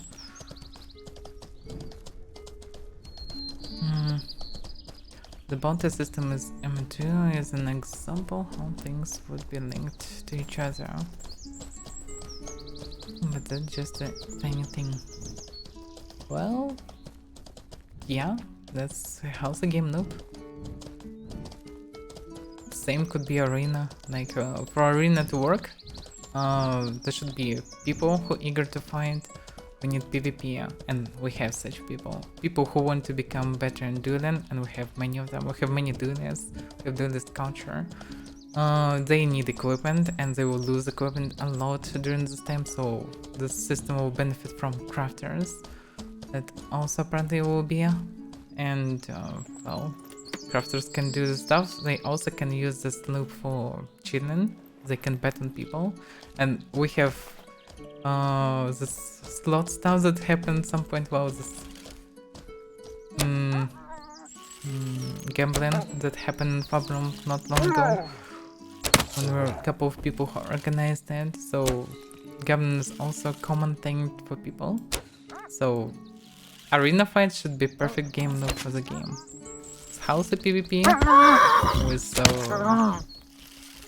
thing easy to enter system for everyone, so everyone can try to participate in these fights. Also, crafters will be busy. People need also to farm, so hunters and everyone else will be busy as well with this. Hunters and miners, so like it's connected to so many systems. But yeah, something like this would be cool to see in game. Task system, questionable, but in terms of how it's connecting things to each other. But it's anyway definitely a good thing. I don't see any flaws in it right now. The only question is how engaging it will be.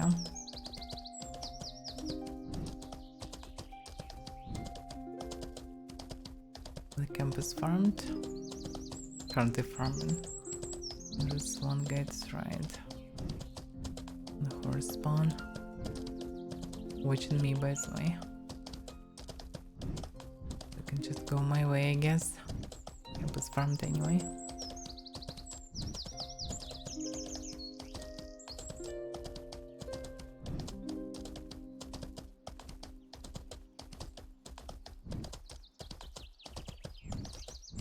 Triggers mission.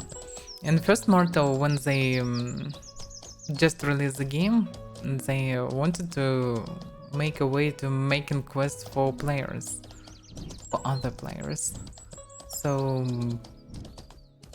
yeah, I think they add some kind of system like this, but it was very well primitive.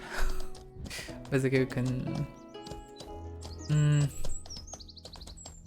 I don't remember exactly how it works actually. It was so long ago. It's only beginning of the system. Not sure was it improved eventually or not, but it wasn't popular. That's what I remember for sure.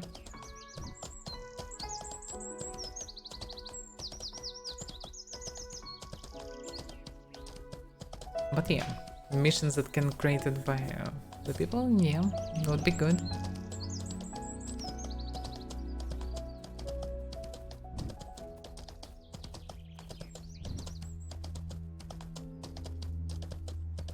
I remember in Escape from Tarkov, devs wanted to implement this, like create shortages and quests for some resources, so people bring them to markets.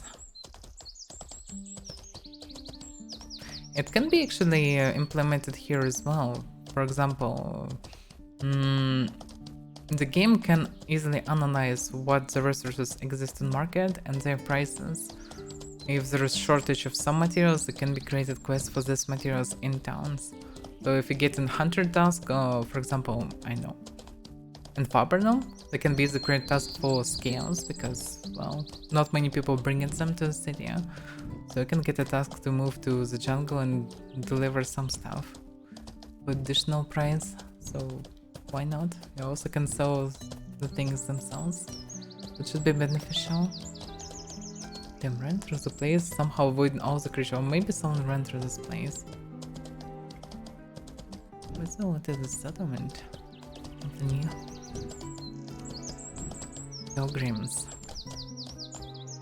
Never heard about them.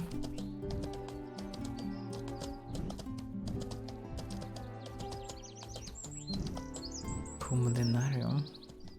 Skill issue. This is a name for a priest, actually. The guard eyes are not inside at the event.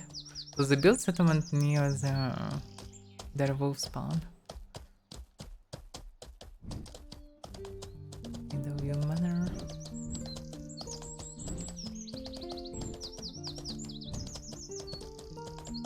shouldn't do now.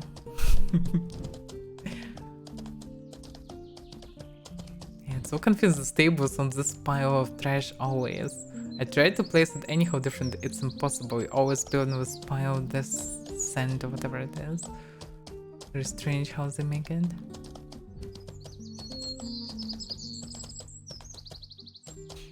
They definitely have some quality control, but well, as best as they can.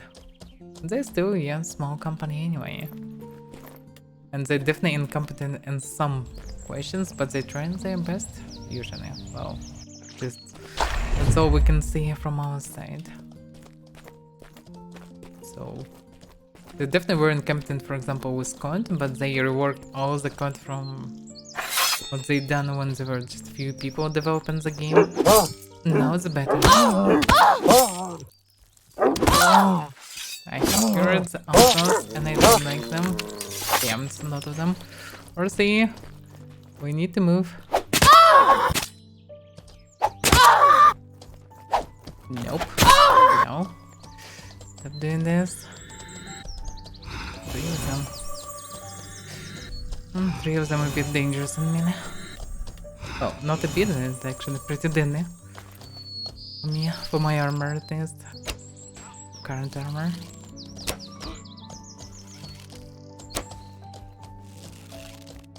Oh shit in this. Like for me, at some point I was at the moment like, should I continue playing this or should I wait? And when I saw that they finally fixed many heavy things that were really not easy to fix, like some hardcore things, when they reworked the code, I was like, okay, they can do this hard technical part even with small amount of people, then eventually they should be able to do everything else. So that's why I'm still here. And I think they eventually can do everything. Yeah, main things they really did with bugs and everything, but I don't mind it that much. I don't really care. I just need more damn content, more game loops, and I will be absolutely fine with it. Population also grew itself without advertising the game, so it was not bad. Just need to damn add new content, and everything will be fine. So they finally closed the phase when they finish the core things, so they can finally start making content. After this phase, when they will do this epic release. Damn, hard to shoot. At this point, damn it. And of course, turn down. That's ridiculous how it works. Just not do it. It was awkward shooting. Yeah.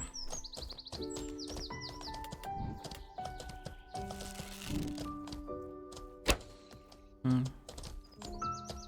the mountain is pretty dead.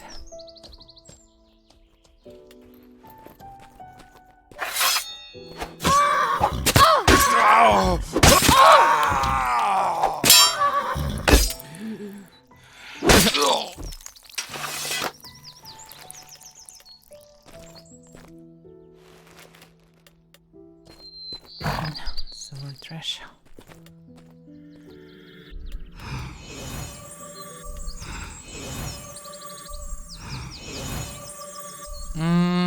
They actually mostly fixed things from what was on release. Fixed most of these problems. The game is pretty stable and more than playable right now. That's all they actually need. It shouldn't be ideal, it's not necessary. In technical parts.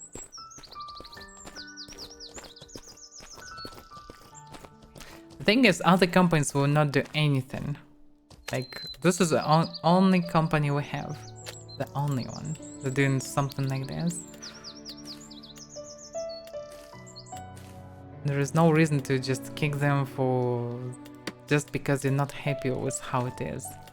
Without them, there wouldn't be even this. There wouldn't be even such a state of a game.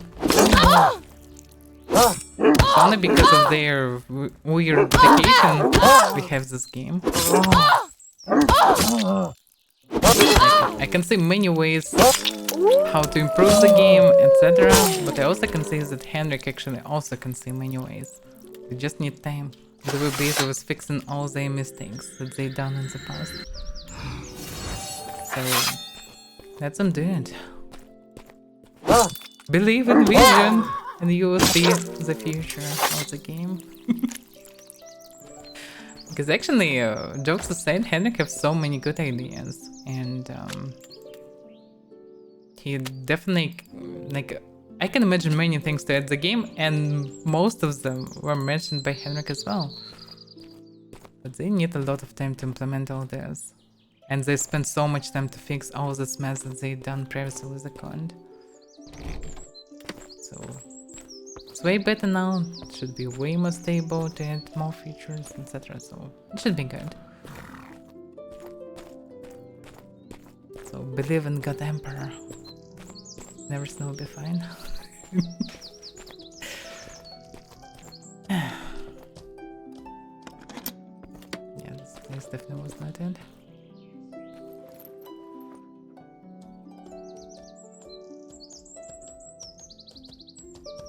Yeah, exactly. Don't go on negators. We have really good core of the game, and the core is almost fully fixed and stable. So they just need to add things above. Like instead of complaining how messy games of Bethesda, for example, people usually just playing them for hundreds and hundreds of hours. They're sometimes kicking them for how dumb they are, how many restrictions they have for mods and everything, but they just... Community made tons of unofficial patches and everything, just kind of fix the game, and then people can finally drop some things that they like on it and enjoy the games. All the games of Bethesda. So, like, good example of pretty junky development, but it's still playable and still unique, and still there is nothing else. There are no other companies that making something similar. And we basically have Bethesda game online right now.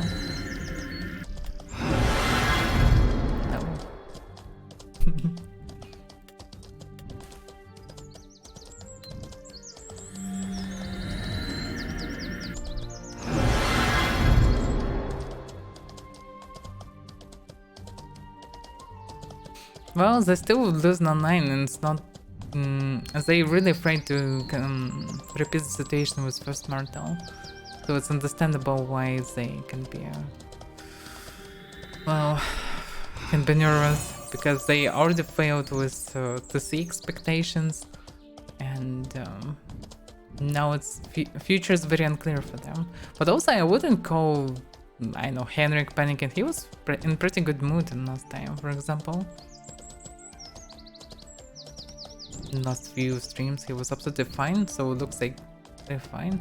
I'm not sure even they rushed with this update or not. For me it was it, but actually now we're studying today the roadmap. Actually everything's fine. So maybe they're not panicking at all. We don't know. They don't share such information, and it's understandable, so we don't know. Partly they can be nervous for different reasons. But it's still fine. It was blocked.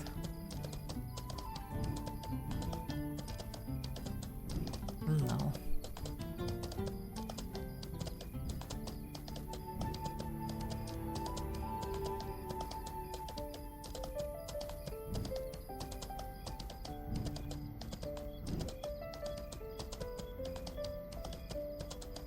But they actually addressed this issue a lot. They ignored quality check at all previously. Didn't test the stuff normally, they just dropped it in the game. Then they understood how messy it is, and they stopped doing this. Oh, kinda. At least it becomes way better. So now they actually trying to test everything. They work longer on the things instead of just dropping them on live.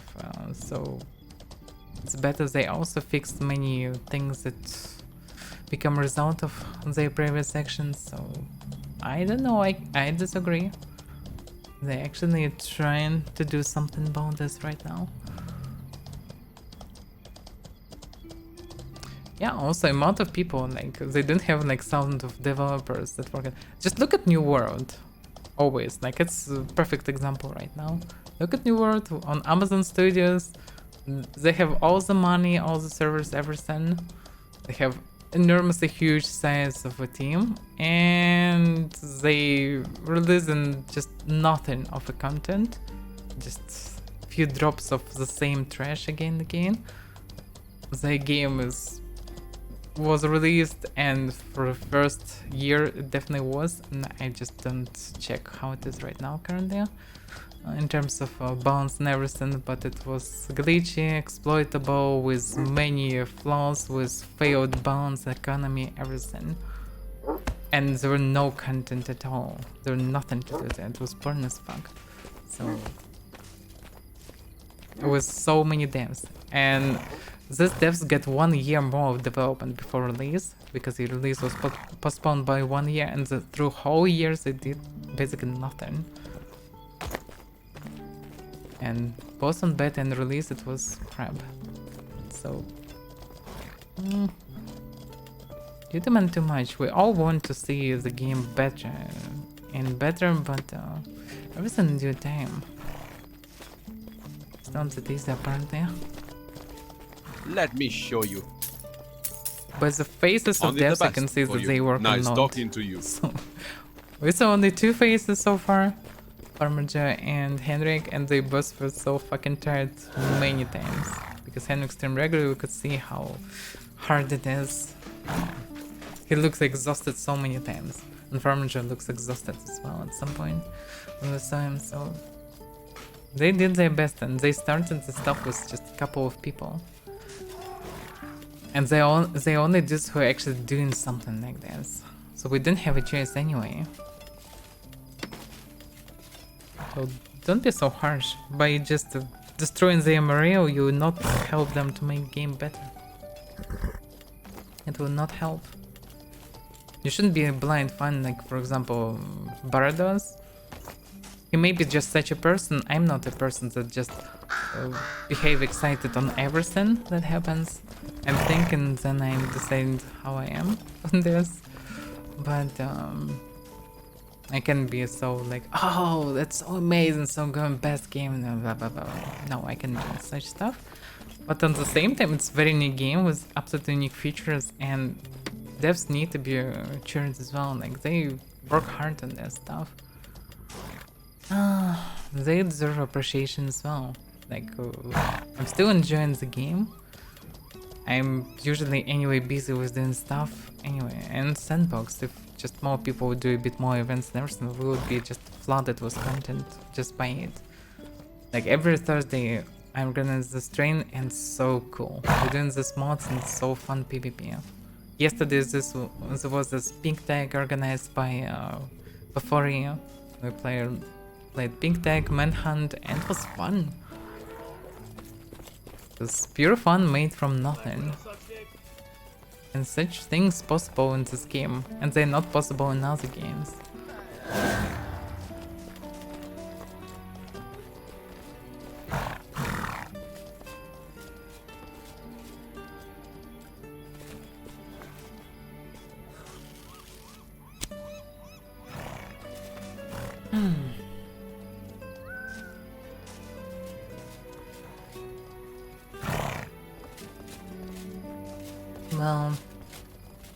Well, not just, it's like, I don't know, fat people who know exactly what they should do to become slim, but they still fat because, well, they just don't have time for this, or they didn't want, or they don't really care, and they're fine with whatever they are, whatever state they are.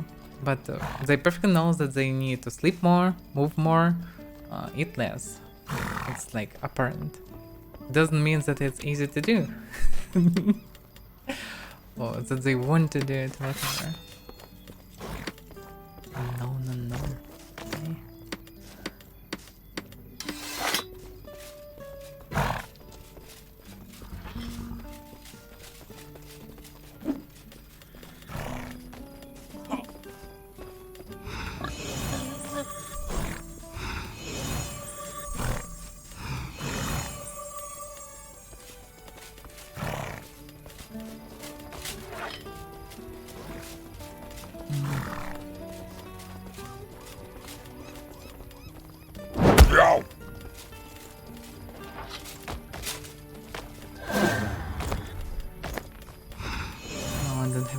tools crafted, but I have some.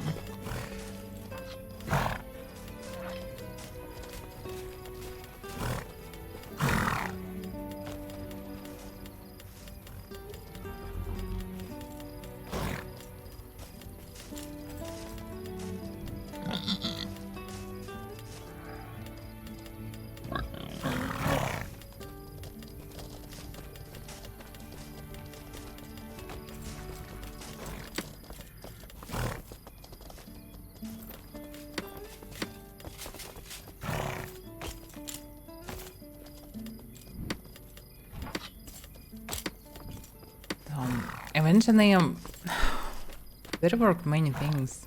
They rewrite a lot of code. They redone and reorganized many things inside the studio's development and everything. And it definitely helps. They finally finished at least first iteration of core features and finally ready to develop new content. So we finally in a good moment. Also, subscriptions will start soon, and it's a good thing because we finally will not need to think what will happen when they will start whatever. It will just happen, and then we'll live with it, whatever will happen. And the same for devs, it will be easy for them to finally understand how many people playing, what they can do with all this, etc. Just continue development normally. Finally, after more than a year of fixing the game. That's fine. I'm finally close to new content. For me as a player, it's good. I'm fine with the game in its current state.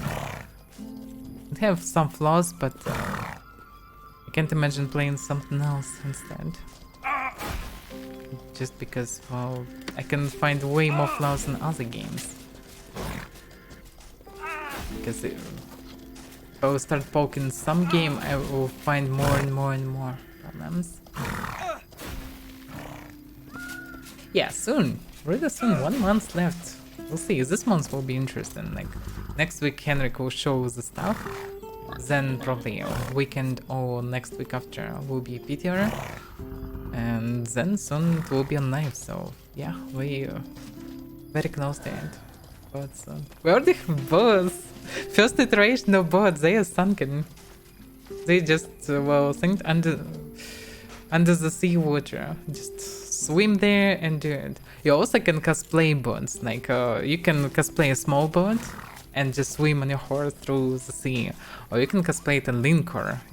You just need few fellows with magic, and you can combine all each other together in line and move like one linker, like battleship, and shoot with lasers left and right, protect your ship. You can repair it by healing, etc. So we already have bots.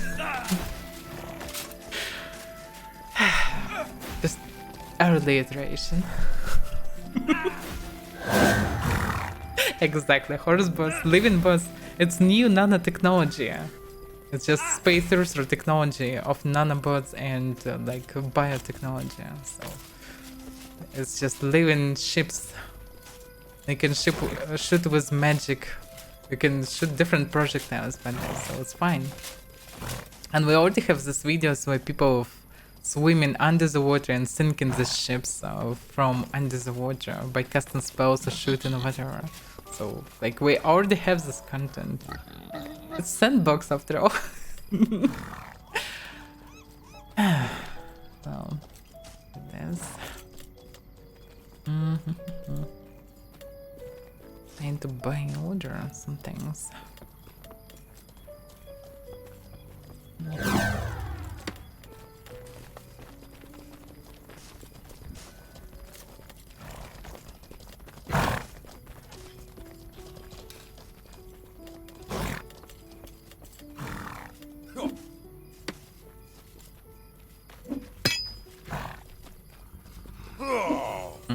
No, that's not what I mean.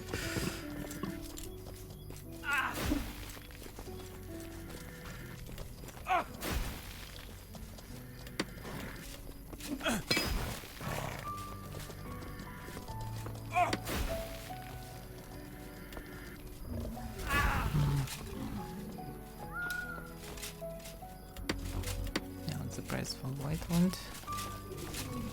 Well, it's the same. Similar. Yep.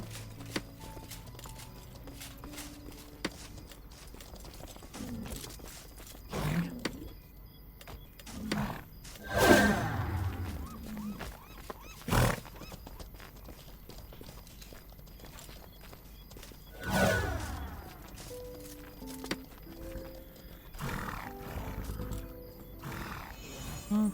Basically, it doesn't matter which type.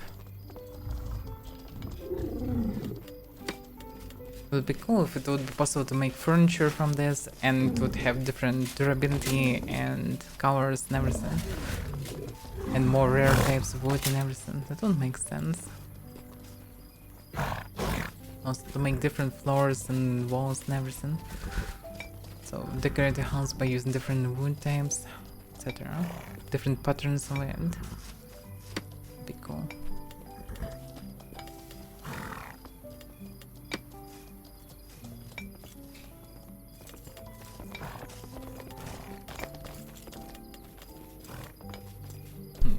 Pine supper or pine steaks? Interesting.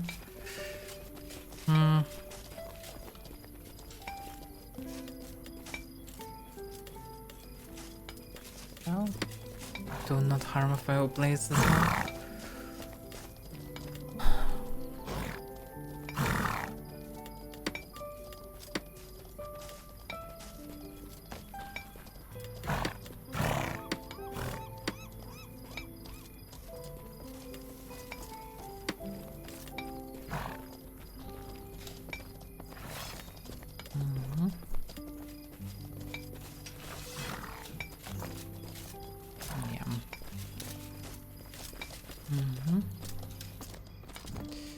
Okay.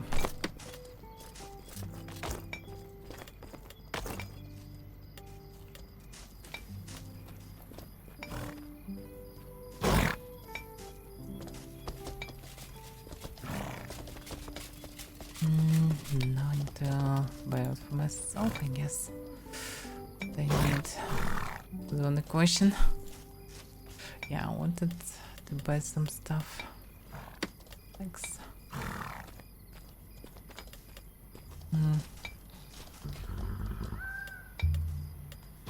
Damn, it's on high here. Why?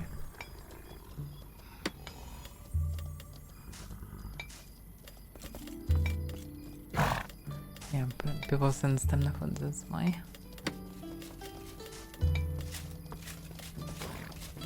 It's largely buying for 40. Damn.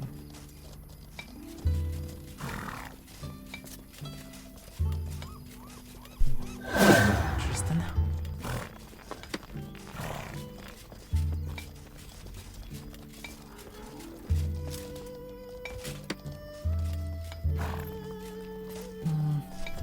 Okay.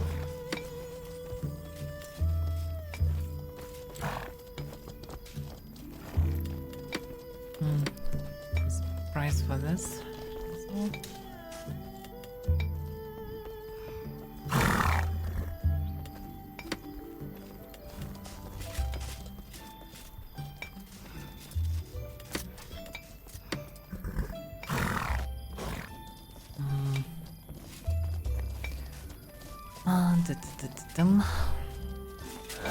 Fry, I guess, also.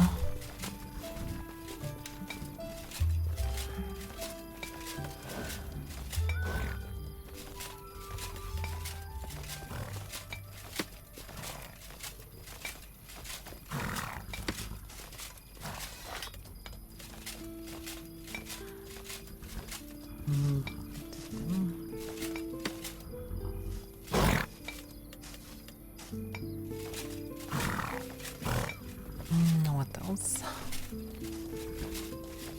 Flour. I'm not sure about flour. I'm surprised no one buying it.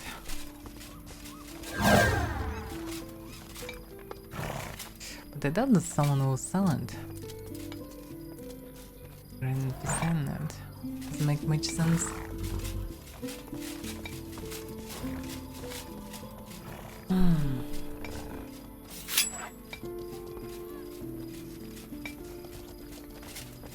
Group bounties will be in this punch.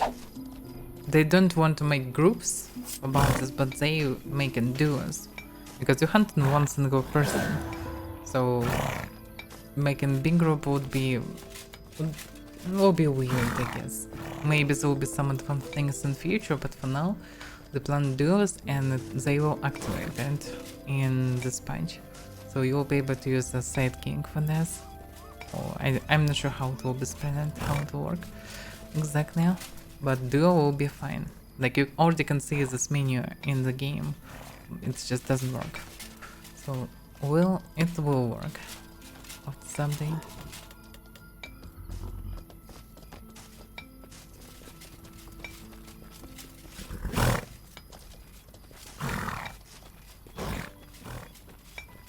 Yeah, just criminals apparently are often dangerous, so having a sidekick at least is a good idea.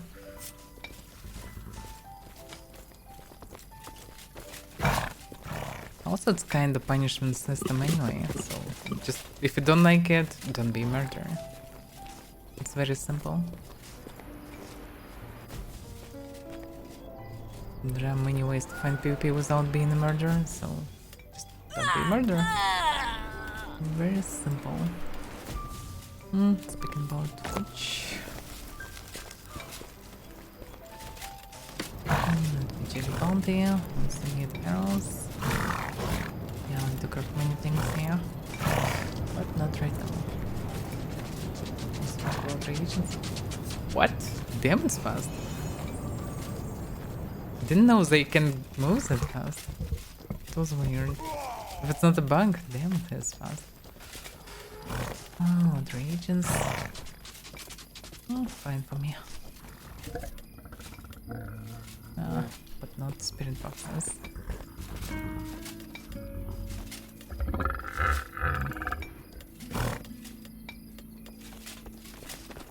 What was the goat token thing in your inventory?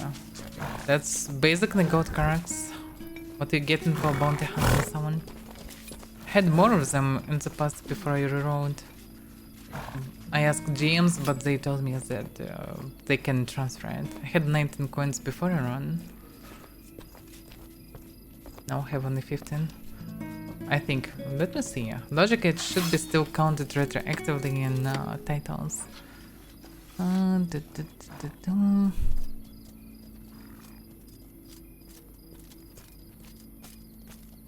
Yeah, I have 34 finished bounties.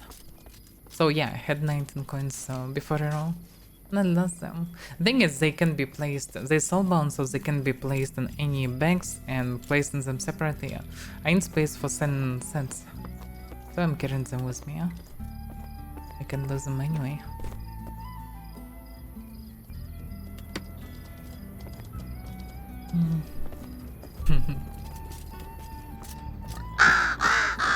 Different to do.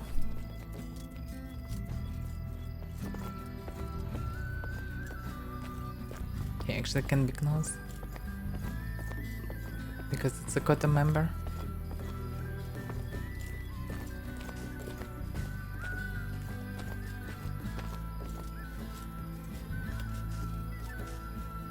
Yeah, you can just leave them in the corner and it's fine.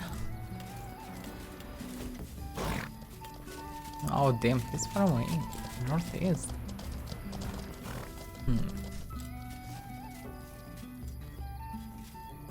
Yeah, it's unknown. Somewhere in this area, I guess. Is there some action somewhere that I didn't know? Can be so okay, but it's Kota. Maybe they're lurking something that way.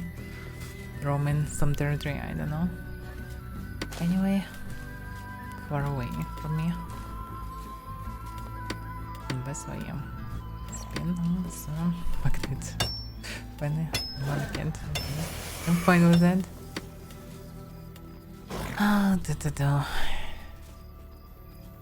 Yeah, we need more prominence. Then upkeep is jumping. Like today it's 650. Previously it was 680 plus, and before it was 700 plus. I have no idea how it works. So strange. Yeah, finally. With next update it will be way better. First of all, duo for me is very important because not every build is good for this. Like basically how you do in Bounty Hunt, you either will kill people somewhere or you do them. And I'm opposite of melee builds.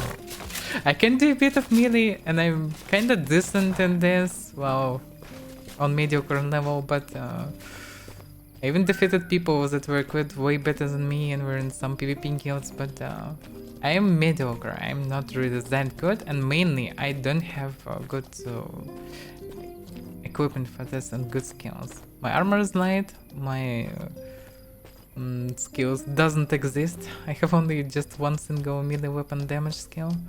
That's it. So apparently I'm not that good. I have low chance to defeat. And defeating someone like, I know, Obama, who like one of the top fighters in the game, yeah, good luck. Or Mango, for example. I have coins for both of their heads, but it's not an easy task. You cannot do it so easily. Even if you're dedicated fighter and you're skillful, it's still not guaranteed that you have a chance. And, well, if you're not a fighter, good luck doing this. So having duo for me is just a savior.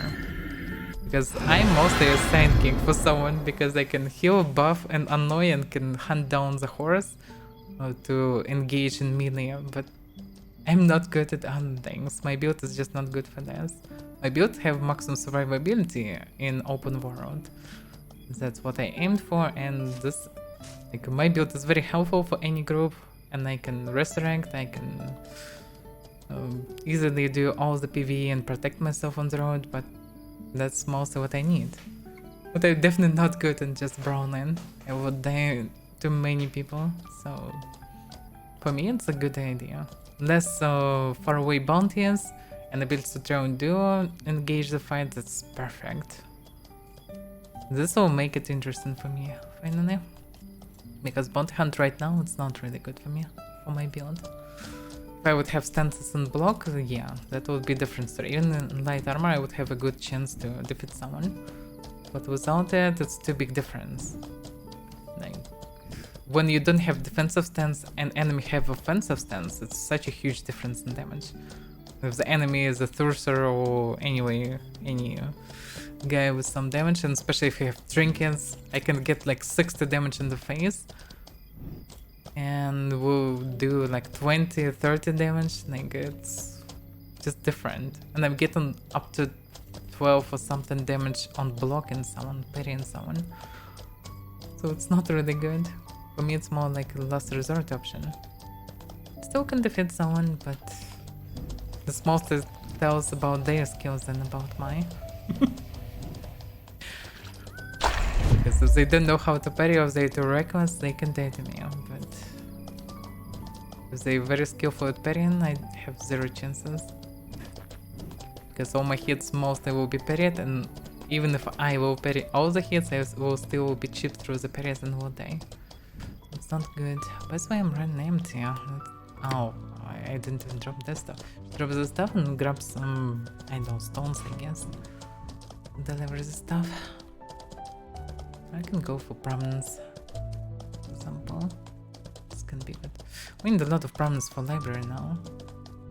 And overall, maybe for repairing something if we need to. Like, we built everything that we need. We just need to build only a library just to finish what we can do during current phase of TC. Logic in future should be brokers, maybe personal vendors should be taverns. But for now, it's unclear will they be in this upcoming update or not. Now we can build some. Drop this stuff. If someone running scoundrel equipment. What?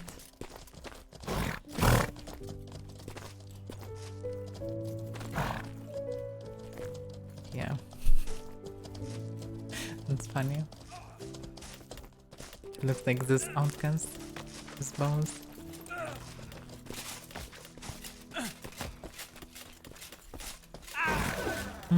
What about the prices, by the way? Leather and bone tissue. Do anyone need this stuff? Yeah, not the bank. Okay.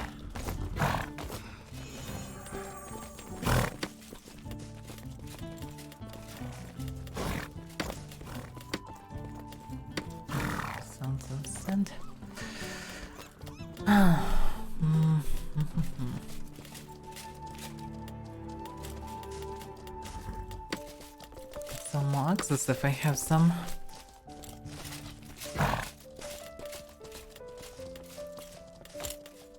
Do I have 3 axes here? I think I sold most of them. And some executioners left most now. Now we'll just send some people not buying them often. It's pretty specific weapon. One of the most expensive weapons in the game. And some crown can deliver it. So I can replace Horsey here. Yeah, that's what I should do. Also need now. Because I completely forgot about this. And I actually need that. What a game.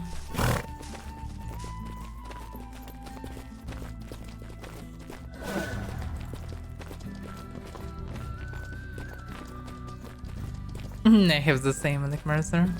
When I see someone damaged, I'm just trying to heal him. Any pet, any person, anywhere. Because why not?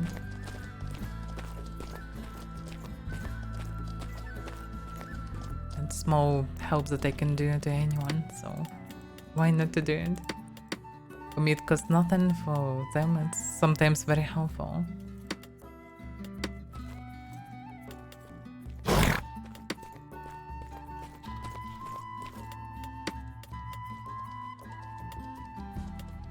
I think they should remove this lock of levels when you bind someone. Because sometimes I'm forgetting to check it at the beginning, and well, it's not good when creature is not growing and I don't know about it.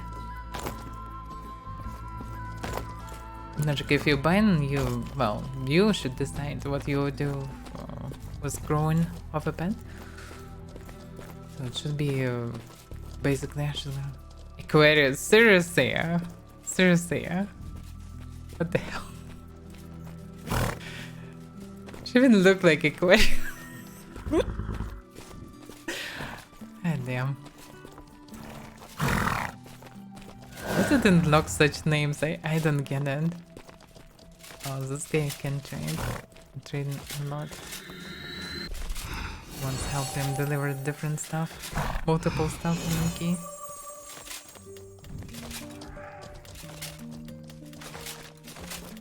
It's one of the guys who controls the market.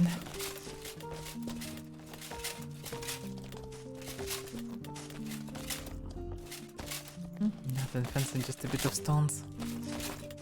They anyway cost nothing. I'm never carrying anything expensive on streams, because, well, that would be a suicide.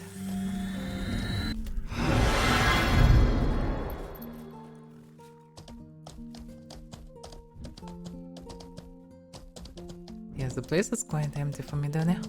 I have perfect FPS in Midonia. That's how you can understand that online is not big.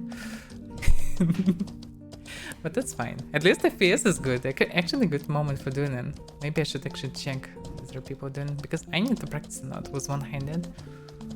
I'm trying to switch to one-handed, but it's not going really good for me. I don't like them that much, but also I'm kind of fine, but I need to find a way how to play with them. In most PvP, it helps to be with the shield. Those should help as well, but I don't have much of experience. No one doing it. That's a shame. Hold the zone well, but nope. No one is doing it today.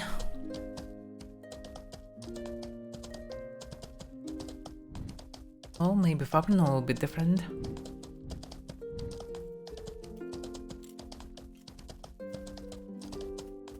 The sky is clear.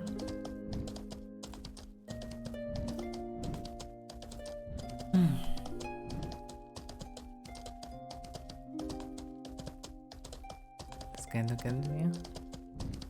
Chase it down. Oh no. Ran to the same road.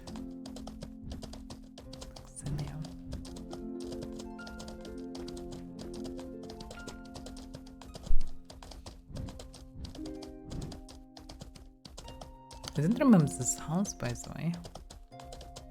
It's Some new house. What's such a strange name?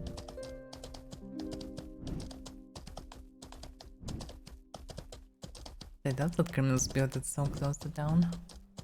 The name kinda, well, sound like someone built this house just to annoy locals. Sound about right. Like this.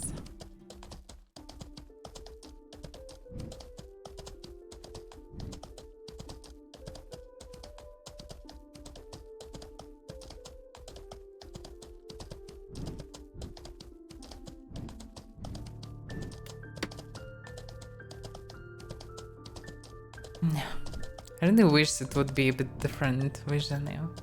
Because I'm always will be with minus prominence because, well, I'm who building the stuff. Who buying the stuff, usually. And I spend prominence at least of 2 people. So I always will be in minus even if I'm working pretty hard for this. Oh, at least worked hard during active phase of building. Oh, by the way, speaking of which, I need to drop the skills.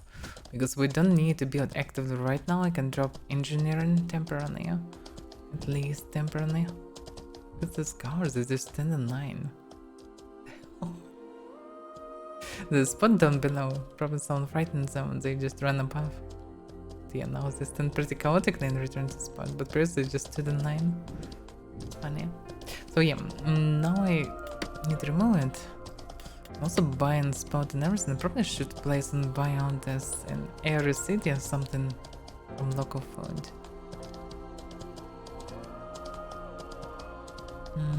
And I need to take skills to process all these grains to make flour. And when I will prepare enough flour, I can drop the skills and take advanced cooking and everything back. And make a lot of food everywhere. This will be good. Admiring the view. Well, hard to blame them. Hard to blame. Put this sword for this. Horse in the rest anyway. Yo, dudes. Come on. Meh. Should be enough. Still not enough. Oh, this is so big. Yeah. Come on.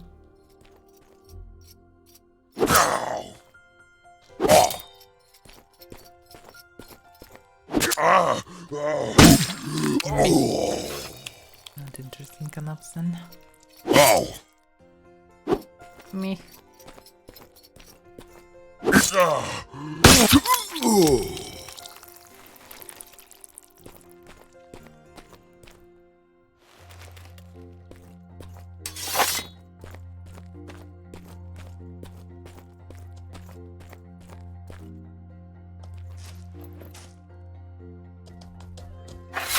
This handles doesn't look that good now. I'm not using flagstone anyway. I kinda like it. But I needed light armor. Right now I'm pretty happy with armor. It would be nice to have it... Like previous armor was better because it was just good for everything. Could handle 3 outlaws, could do everything in it. But on the other hand, too low mana regeneration for any mass fight, because any mass fight demands so much mana. It was current mana state, and I have 68 mana regeneration. It's not enough. I'm running out of mana just by laser hitting people, because in real mass fight it's just damn. Mana burns so fast. You can't afford to use any expensive spells and still burn out. So, running heavier stance previously, I felt it's way more. It was such a big problem, I constantly was run out of mana. Now it's mostly enough, but sometimes I'm running out even just from laser heals, but at least usually it's enough. It's not it's rarely enough for offensive spells casting. Oh, depends. You can just do more offensive spell casting instead of healing if there are enough healers. But I'm usually healing thousands and thousands of HP through the fight. So, like, logically I'm MVP while I'm doing this. It's not always that fun. After like a couple of hours, it's not that fun. Just become tired of healing non-stop. But still, And this armor is not bad. It's enough to clear a camp with Bandit Leader, for example. Biggest camps I can do solo. And that's, I would say, a good result from mage mostly. It's pretty good. Damn. It's 2 healers and a mage. It's a weird combo. I also like that my build is as versatile as possible, basically. I can do all this stuff, I can exploit any weakness of any creature or player. Sounds good. One thing that I lack is mobility, but it should be fixed by mentalism in the future. If there will be mentalism, then it will be fine.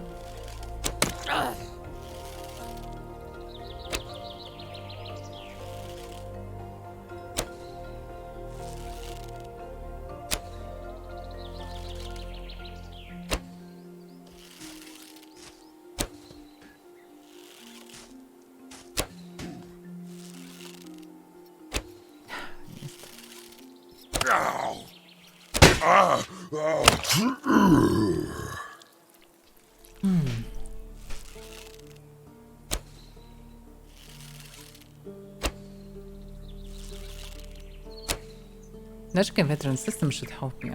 Also in future maybe I'll buy a Skandite Eminent that will give me an additional 100 of primaries.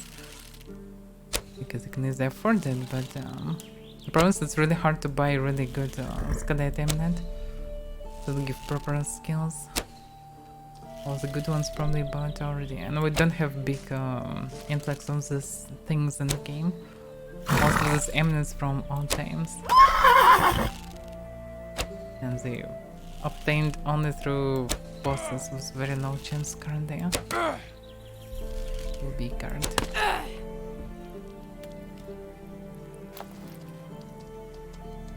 There is one more left. Yeah, the horse moves like this. Easy to move because aim is walking left and right. It's a mage.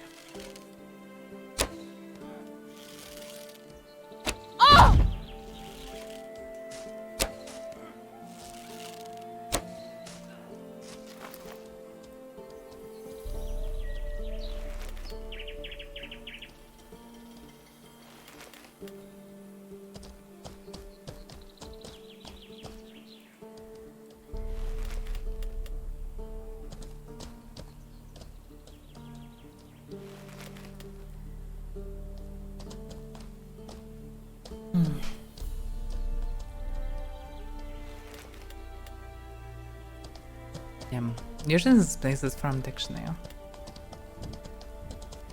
It feels like the last 3 days, basically it's this week. The game is especially empty. In terms of checking it, like yesterday we were around Marnkor, it's empty. Yeah, not on this, on Monday it was empty. Not farmed anything. On yesterday it was empty Gaukar and empty forest on the way. Like, I mean, nothing farmed. You can farm everything stands. No one triggered it, etc. Like no one ran there through the roads. All the outlaws, everything were available. And today practically is the same. Spots untouched. Oh yeah, I can't farm them. I mean, I can farm them, I cannot carry them. Start with Granum.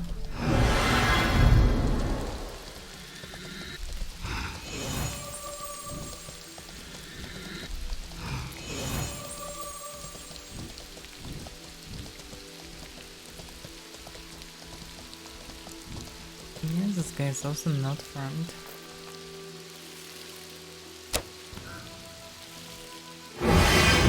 Horsey, can you please move your hand and then move it? Oh! Ever.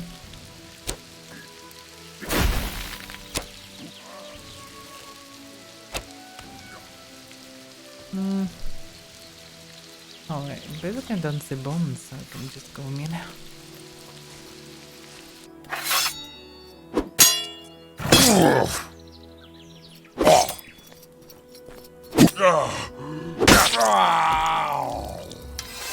There is one more mage. He's come close enough. No. Oh. 2 million, but no, there's one. So I forgot to bond.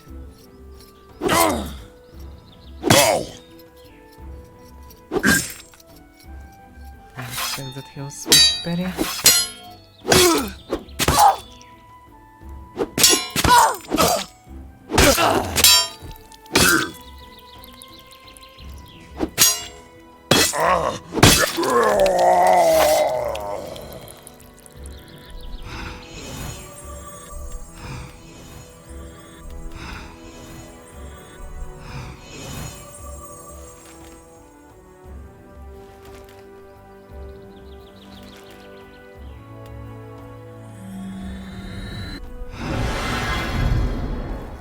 I also want to say rework of Spiritism to make more than 2 spells useful.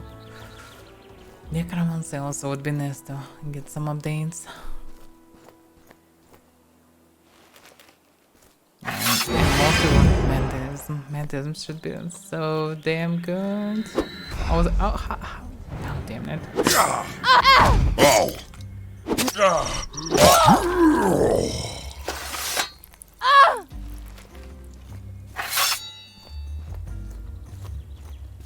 Damn, have to make hands.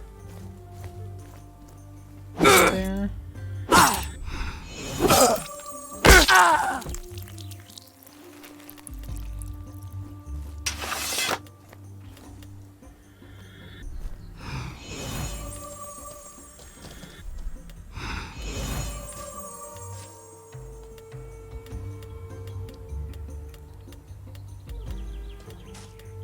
And no Calmine. Calmine is the rarest reagent for some reason. One of the cheapest, but at the same time, and one of the most needed actually. But for some reason, very rare. That makes sense. I'm killing all these healers and they don't drop it at all. No reason.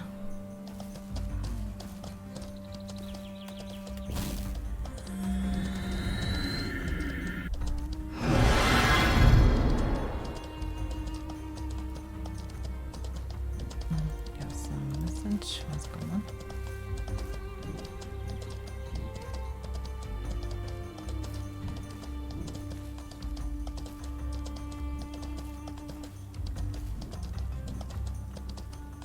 Yeah, tomorrow should be fun, as always.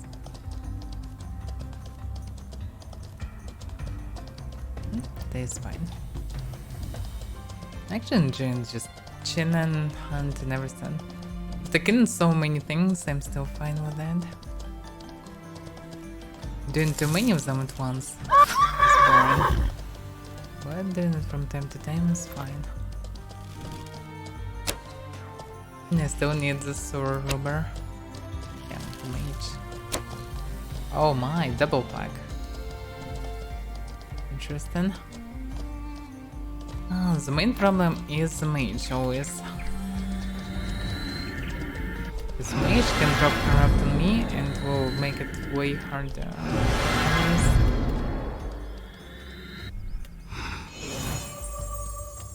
Let's move them away from the main road a bit.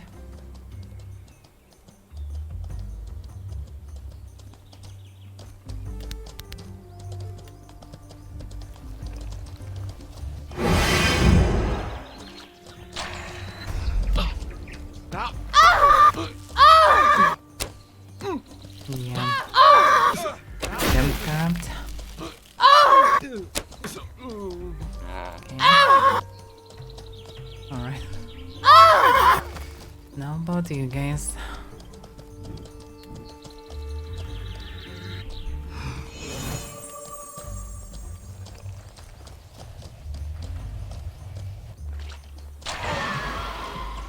I hate how it didn't damage anyone. And casting myself doesn't work as well. It's just... That's why necromancy need rework. Couple of useful spells, that's when it work. I'm doing more than 300 of damage with the spell. When it finally work. Alright. I could do way more damage with 2 more successful spells, but no, not for me. Grab his not back. Okay, so there's still a roper inside, who knows? Nope, not roper. Shitty trinket. Okay, time to shoot.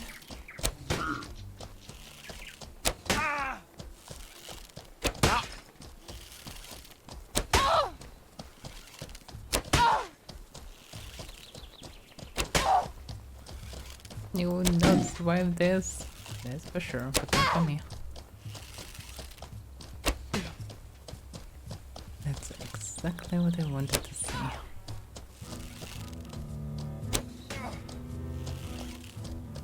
Hard. Oh, I never grew 3 packs. Beginners, I guess. 2 packs maximum. But yeah, good luck in the stuff without having the mountain archer build, so.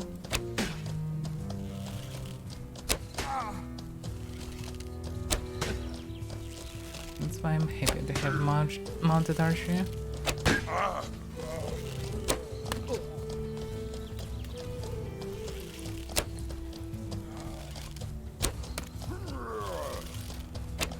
Not the fastest way of kingdom, but definitely effective and safe.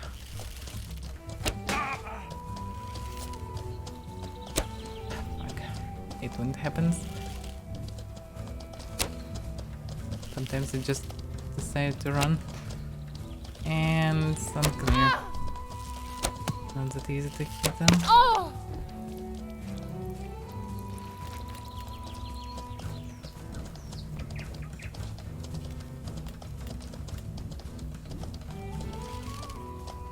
Yeah, never enough points.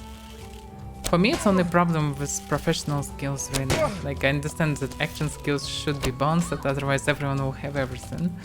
But in terms of professions, damn. If it would be multiple times lower and harder, I would still gladly learn everything just because, well, because I like the process. I'd gladly grind all the professions to have everything. Just as a completionist pleasure. Not for the sake of, I don't know, having everything to abuse it or just not interact with others, but no. Just itself would be interesting to learn everything.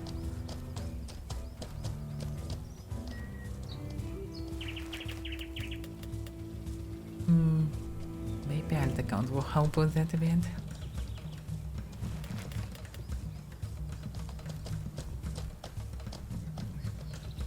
Maybe not, because, well, I don't want to play for it actually. I will create that on Epic Launcher. Do not mess with Steam. To be able, damn, for a second carry that much even. To be able to do some survival mods or some shenanigans maybe. Not sure how interesting it will be to play any actually mods. We'll get enough content in game. I will be busy enough for the main character, I guess. But it's possible to make a character that can be deleted and created any moment again and again. Just for, well, for some roleplay. Some alternative roleplay. Maybe even for some performance, I would say. This is someone right in there. Opposite direction. Maybe someone from the settlement. Anyway, I'm loaded.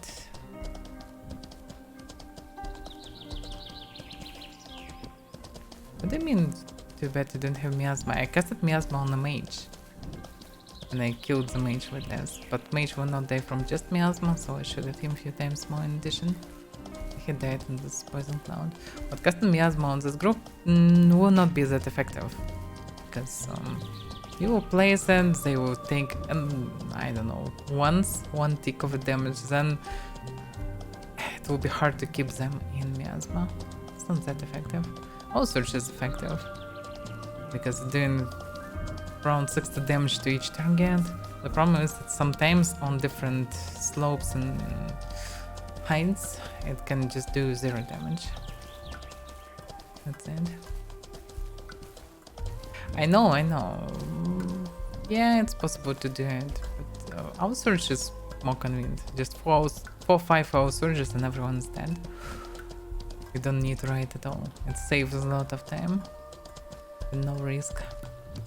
But they need to fix how it landed actually. But I can try next time. I doubt it will be that convenient and fast, but worth trying. When Necromancer wasn't released, I thought that Miasma would be the main thing to kill things, because you can just gather creatures and circle around them, but the clouds is pretty small, and tight circle means that you will take a lot of damage from main creatures. Like, good luck doing the same circle with components, for example. They'll hit you from multiple meters away like a truck. But with Outlaws, hard to say. Maybe it will work, maybe not. They're small. Can work, cannot work. Unknown.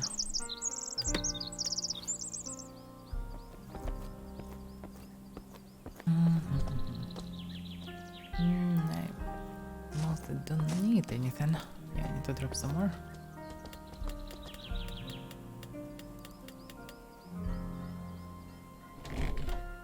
Nah, what a mess. I need to place dedicated chest for this stuff somewhere near the entrance.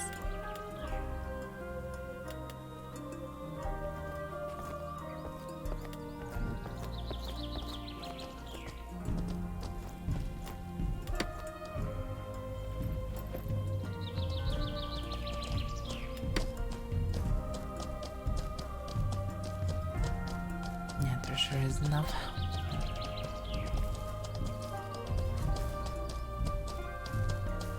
Yeah, I can scribe for anyone. If anyone need armor crafting or scribing, I can always do it. Just tell me when you're close, or if you need it really, I can arrive to settlement. Like, it's not a big deal. And overall, who don't know about Paladin servers, we helping for free people. So you can just tell if you need help. And that's it. We have Discord for requests. You can DM, you can just tell on stream about this. We have all the crafting stuff. We can train, we can explain things, we can do different things. We get actually sometimes very weird requests with very unrelated things, kinda. But yeah, we're helping with everything we can. Also getting a lot of requests for escorts. Sometimes people need, like, I know, find the guild for them. To give our opinion on different guilds, etc. Like, different things. Sometimes just craft of multiple things in different places. Whatever, it can be different things. And tomorrow here will be train. Each Thursday, public train. Everyone who want to train, participate in fun PvP game modes, whatever. In friendly, well, company, come. You're all welcome, no matter the guild. Just don't mess with locals, that's it. I was actually nice surprised last time that people didn't try to mess with Kota guy that wasn't training. Because many of other guilds don't like Kotas, but everyone was fine and we get a lot of fun enough last time.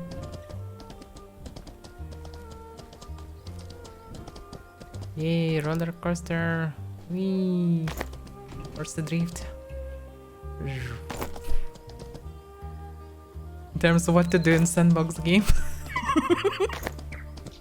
Yeah, didn't that good as I sometimes do. Sometimes I manage to slide through all the line. It's not that easy. When I move in active through this direction multiple times, I can do it multiple times. Nicely.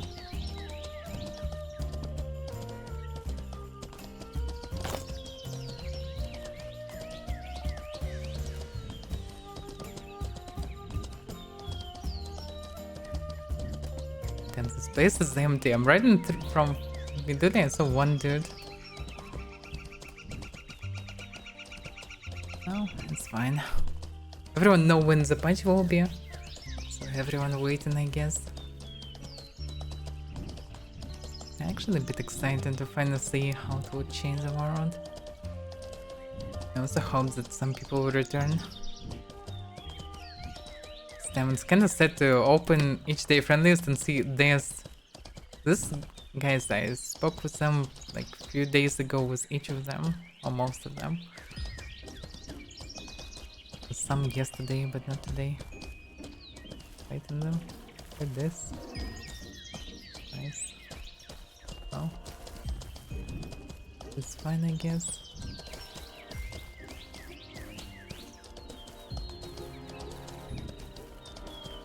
Does he have a bow? So he should be good. And according to his set, he should be a large mountain mage. Hybrid as well.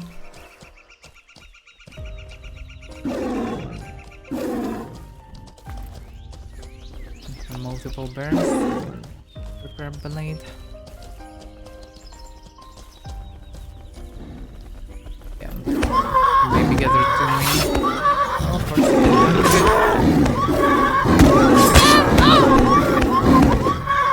Whoa, what the fuck? What? What? What the fuck is this? What?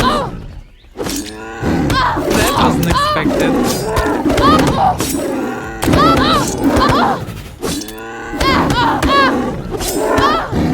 That wasn't expected.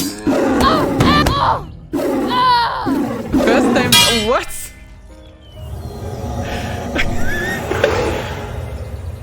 The thing is, looks like this armor that I used. It was very long. The thing is, I'm then very rare, and I rarely lose my horses. And because of it, this armor survived probably like, I don't know, hundreds of hours or something. I didn't check it. And it was broken after a few hits this time.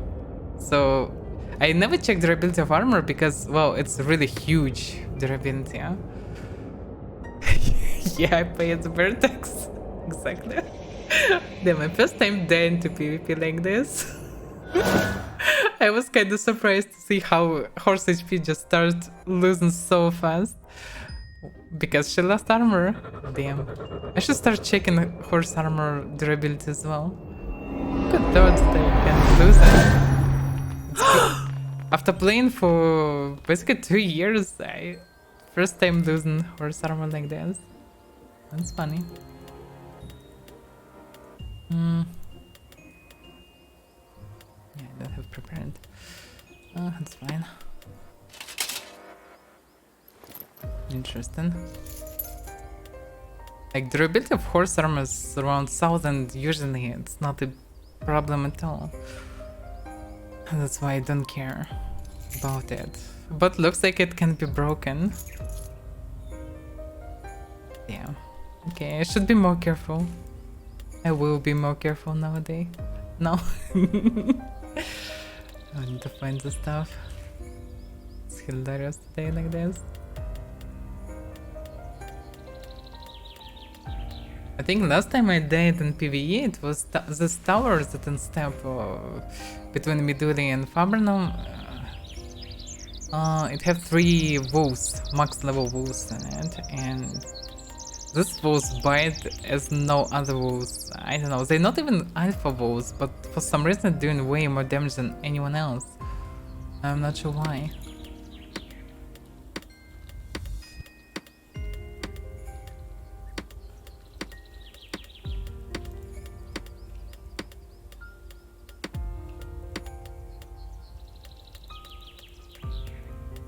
Very neat ability to split items from the chest, it's so inconvenient.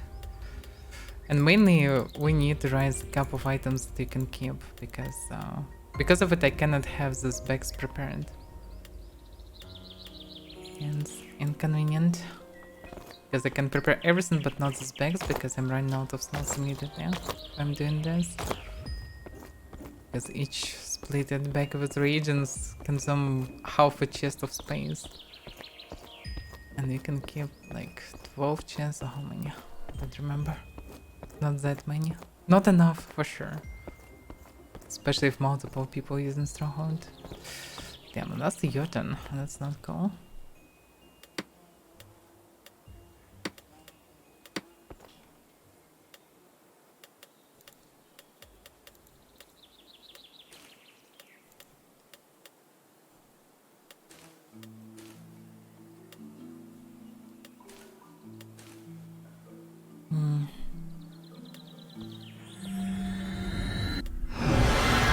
This bug that can be fixed except of variant something. Now it's fixed. I can see how I'm charging spells.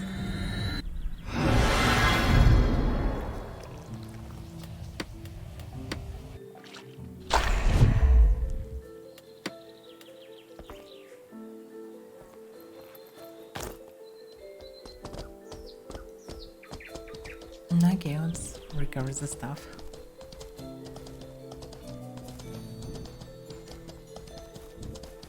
Damn. Okay. I learned something new today. I need to check durability of the armor. So used to the fact that it just never ends. So it never ends. Even if I'm sometimes not dying in a wink, it still never lost durability like this. Few times I lost durability of bags. And by the way, I didn't lose durability of bags this time. But I lost durability of armor. It was a really used armor. It probably survived many battles previously. But finally it was over as well.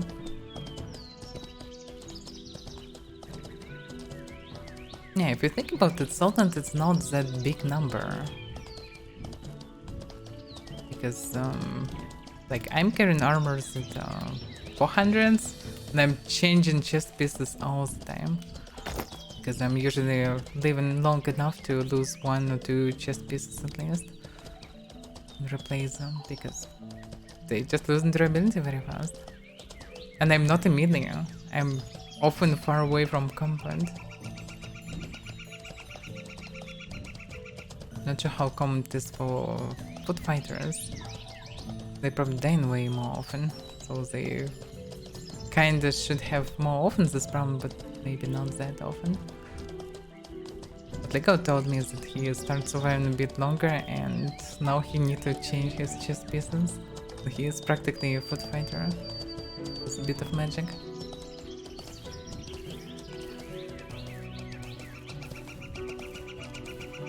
Magic I know where I died. Should be hard to find, but yeah, it's possible to aggro 11 bears here once I did it. I didn't know that I aggroed so many, but it wouldn't be a problem if Horsey wouldn't die so unexpectedly. That was unexpected for sure. Because the moment I saw she started losing life too fast, I just wanted to jump on the horse.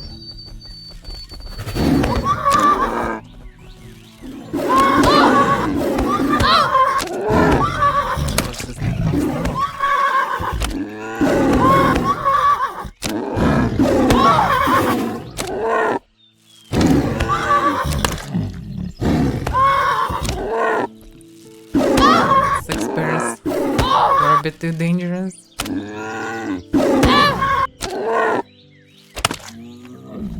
It's smart, it's way faster to kill him, but yeah, it was too many.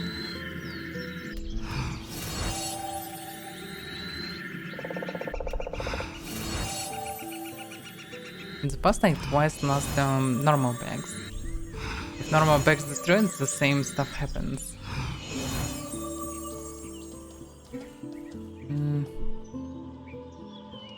By the way, maybe it was bags, actually. I didn't thought about this. Maybe, Let me check it. Maybe it wasn't armor, maybe it was bags.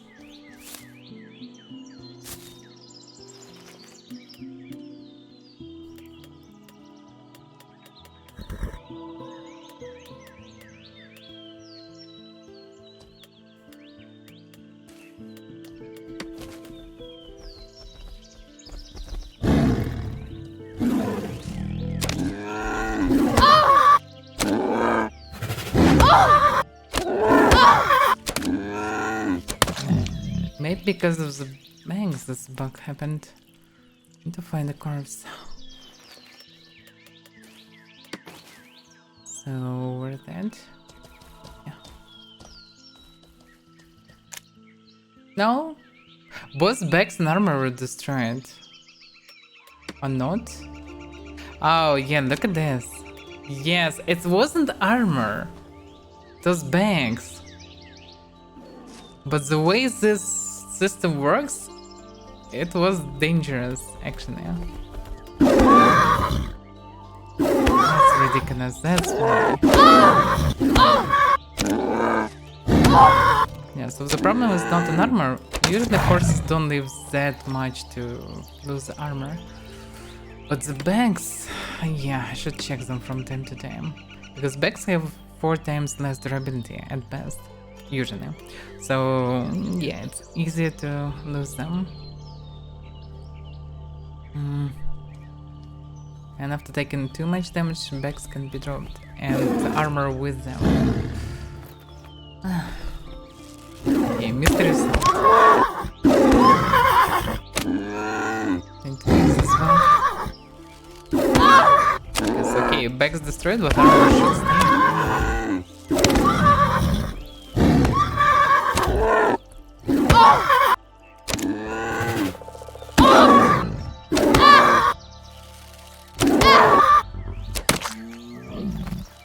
Well, they're giving glory as well as scoundrels. That's why this place is not bad. It's also possible to deliver a lot of bear carcasses.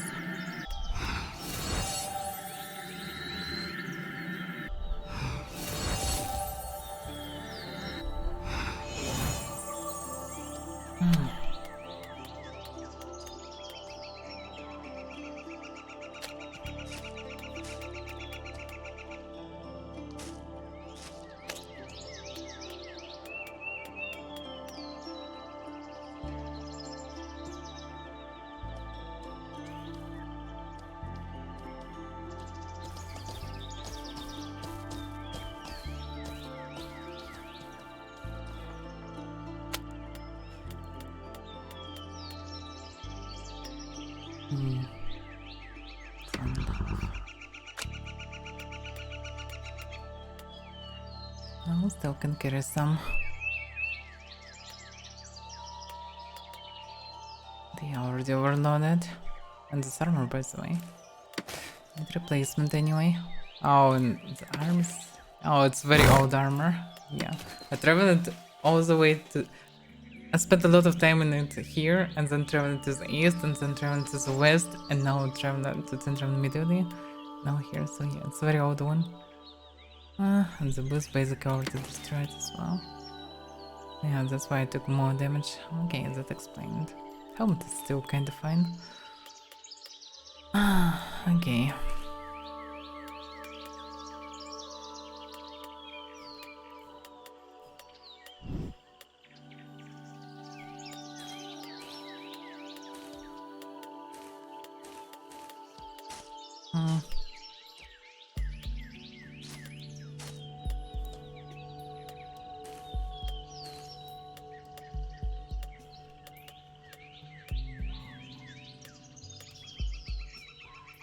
Okay, last clutter.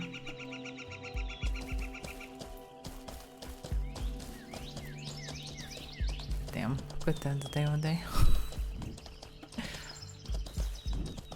I'm too overconfident sometimes in such moments. Maybe we built even more stuff, no? This thing is still unfinished.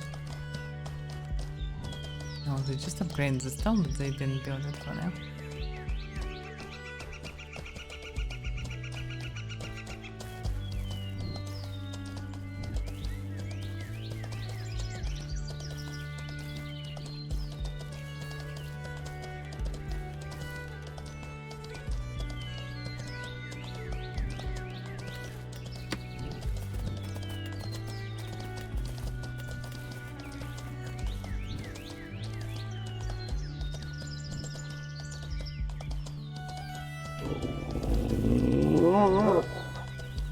No, others. Oh, there are others. Don't like to fight them when it's dark. Archer? No, not only archer. Another for me. Damn. Yeah, it's like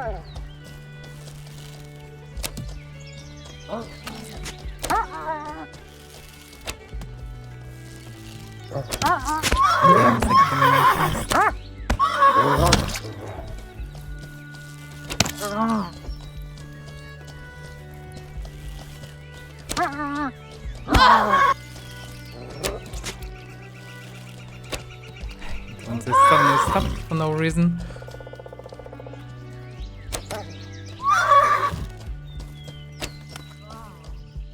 Oh, fuck!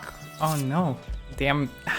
How? I didn't expect it to ride it randomly in this. It's ran back, it's not good actually. For a second. Not what I need. And I cannot do anything about it. But with 10 damage restored, seriously. Oh, they raggered already. Nice. Just don't wanna aggro mage.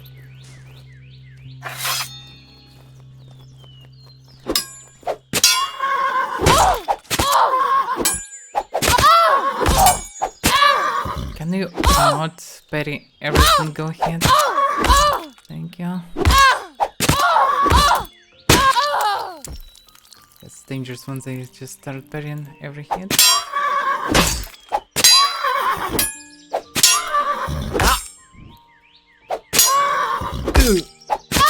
But I did. What the? Fuck, seriously? Seriously.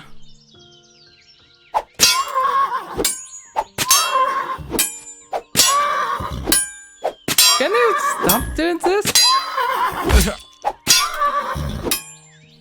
Fuck.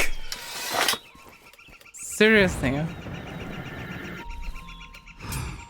It's ridiculous. I parried everything and I failed a few times in such a stupid manner. Why can't I finish you? I should be close enough. Damn.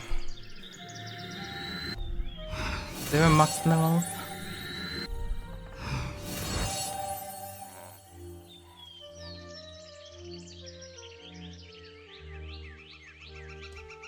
And yeah, 20 plus damage on the hands. Dangerous. That's why it's always better to shoot them down. No stress. Yeah. Increase their business anyway. And then predictable. Sometimes you just parry on everything. And if it the thing is, like, you can disable others by hitting one non-stop if you're not parrying. But they sometimes not disabling that fast, and the target that you hit can just parry all the hits. And well, yeah, it's becoming too dangerous, let's say.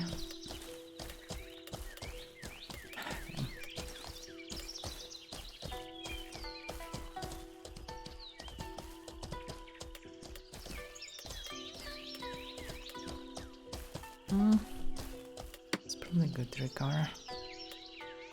Actually did it.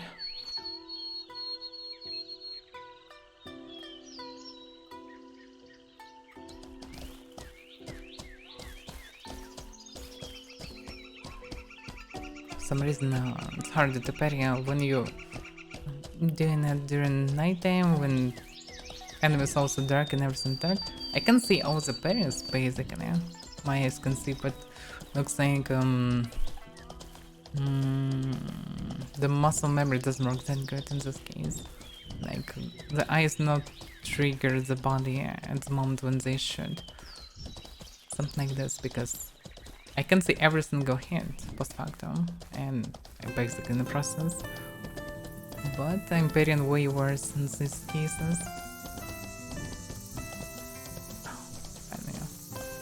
The beauty of covered forest was nice.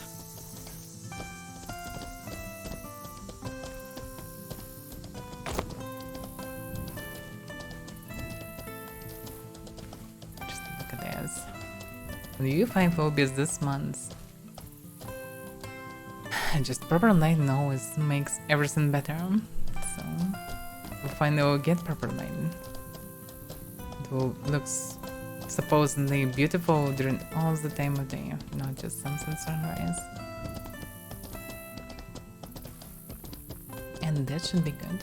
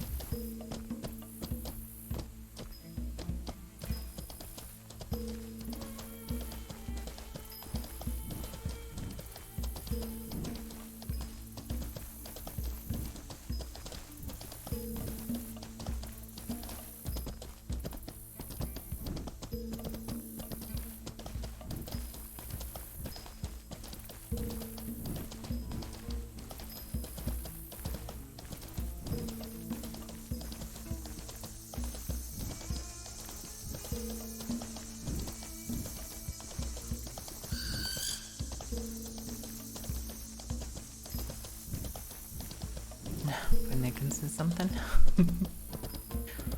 Yeah, it's becoming their home, by the way. This place.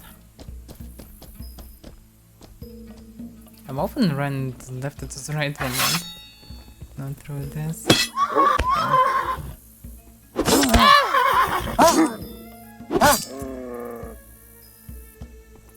Yeah, who knew that, really?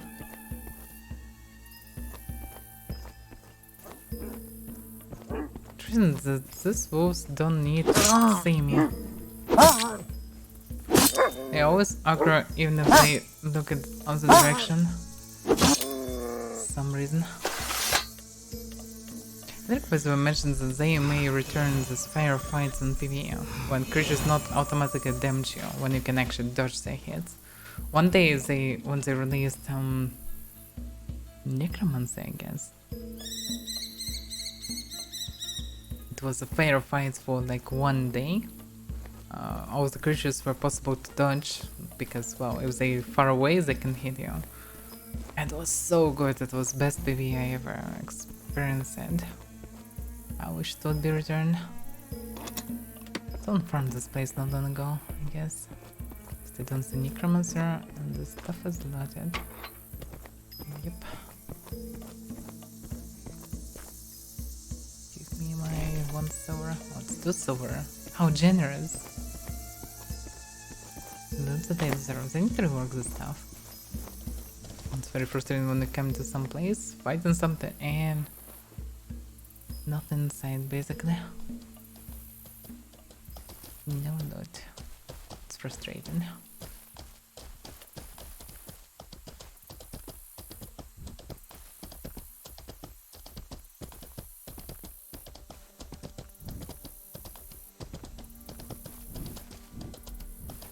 By the way, where can you craft ranger from me?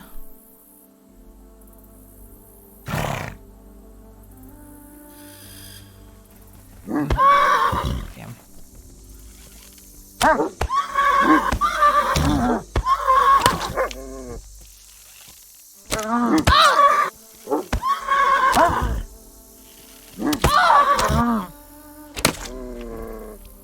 Get request.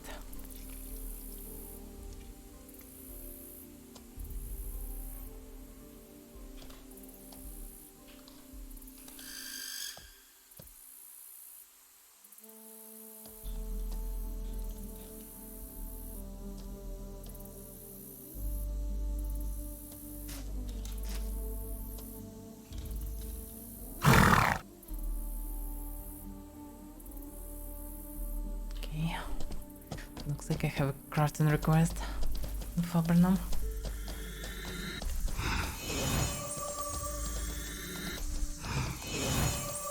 Yes, this should be the guy with another request, but he didn't come for some reason.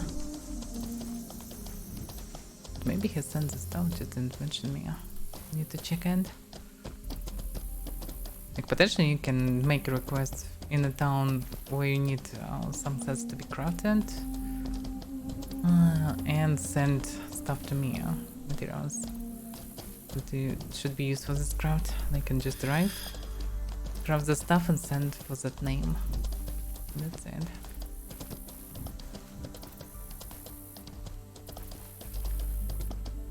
And they go potentially can do the same but with weapons.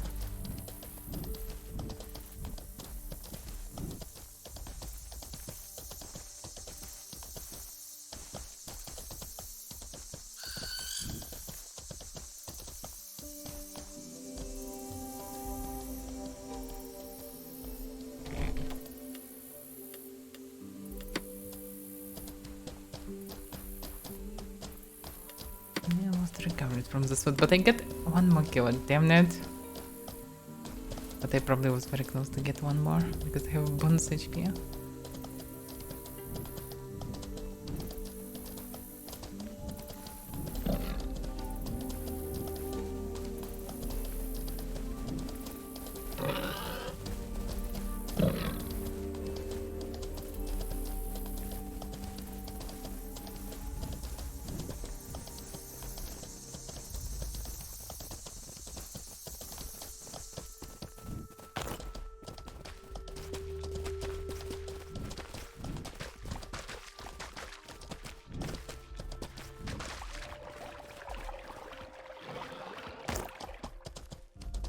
Angry pork.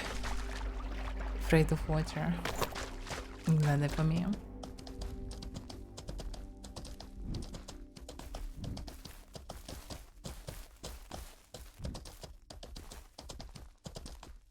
Damn, so many razorbacks with this grey car. Usually people try and say, well, eventually kill them because they attack them. So most of the razorbacks are either yellow or normal. And if people not traveling through some road, all the creatures become an alpha eventually. Well, majority of them. Feels like some of them have restrictions, or maybe started from too low level. Because in some locations definitely people not going at all. And most of the creatures alpha there, but some of them still stuck with the yellow normal state.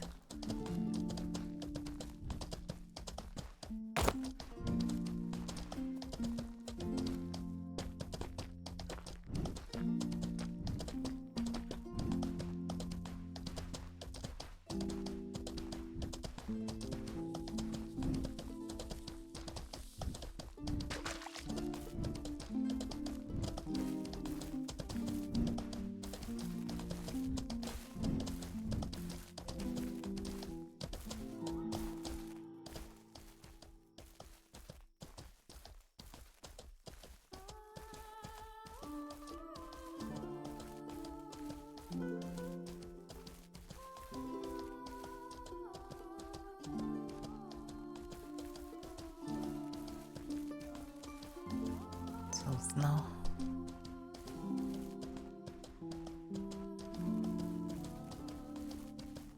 With such peaceful music, it's just, I know, kinda chill. Night. I wonder how nights will look with lemons. Still unclear because Henrik wanted originally to make dark nights. Dark nights, dark dungeons, realistically dark. Oh, not fully dark nights because of 2 moons, but still. Like, if there is no light source, there should be dark.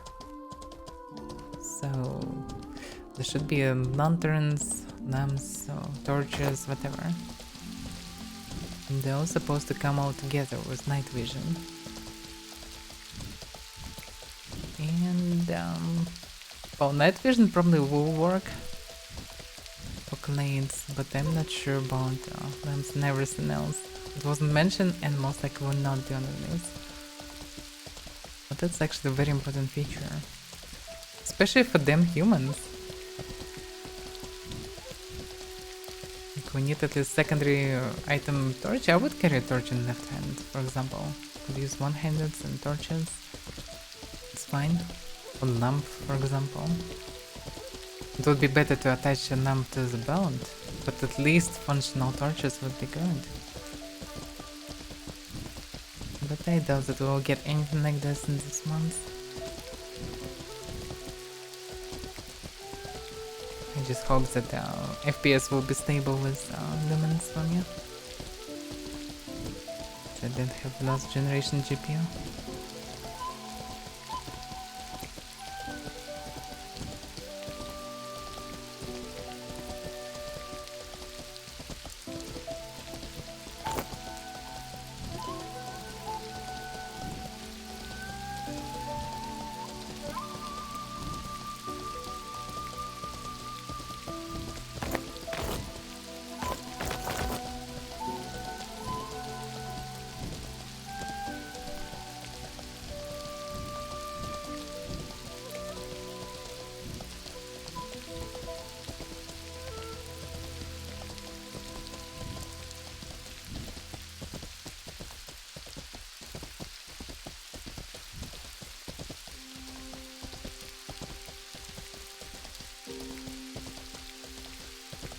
No movement anywhere.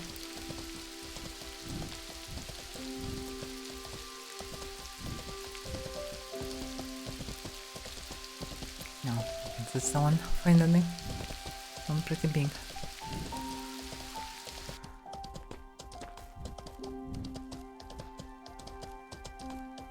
Damn, is it possible to squeeze here?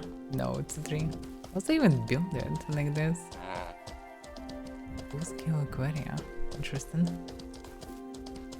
By the way, is it, just out of curiosity, is it public? No.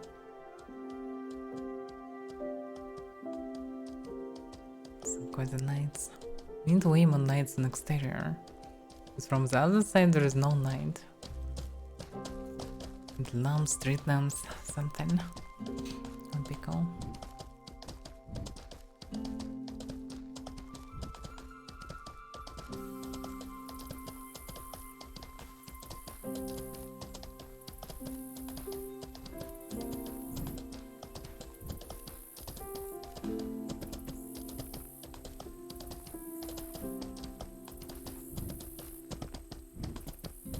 Everything looks calm.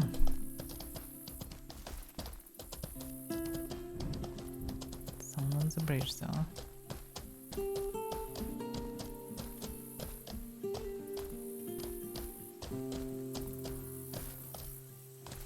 Walker loot.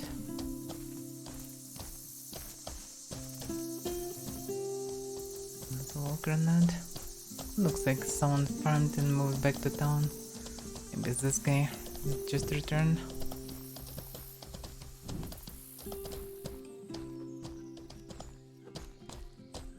Someone on the other side. Many targets on the other side. Companions farming there. Interesting. Yeah, many armored horses and armored Malva. On some of these. Maybe someone doing supply run.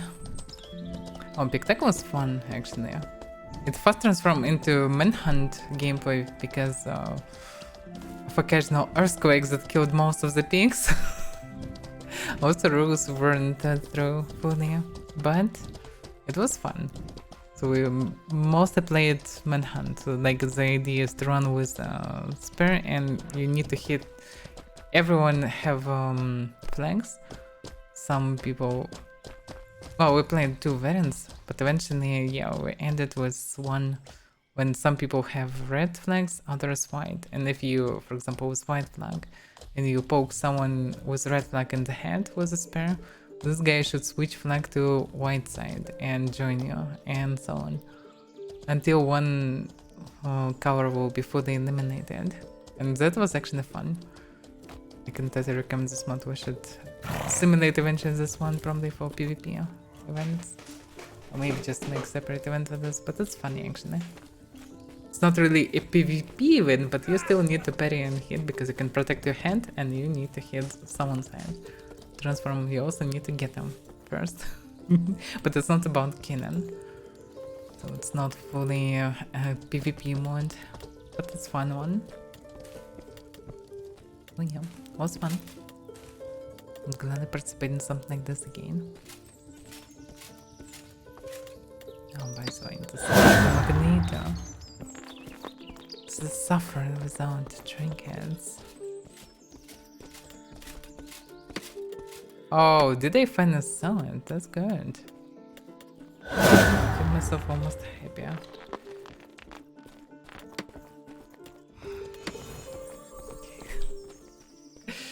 I wonder how long this joke will last. Yep, I finally found this one. Okay, that's good. Stack of ammo from Kaizen. Okay, let's move the stuff to not lose it.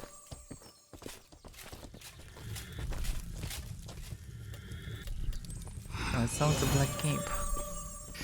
I want to send the stuff. So it's 4K eventually. Who participated in this? It was Hayabo, Rivers, me and Lego. Was it 4 of us? I actually don't exactly remember. I think it was someone else in addition. Trying to remember who. I think it was 5 of us. But who was with us?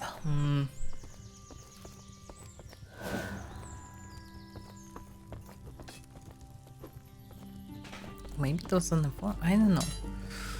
Let's see. I need to nudge browser to see it. Because I don't remember. It opens the stream, so I will. But actually, which stream it was then? Oh damn, that's a problem. I should write this down. I think I didn't.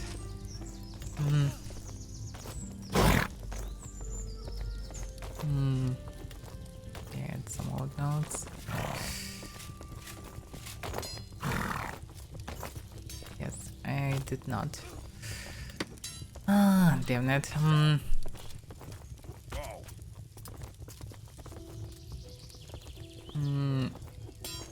Okay, so what was it?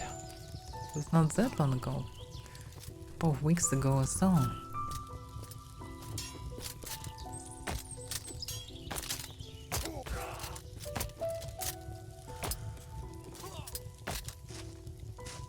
Went into sewers at the end.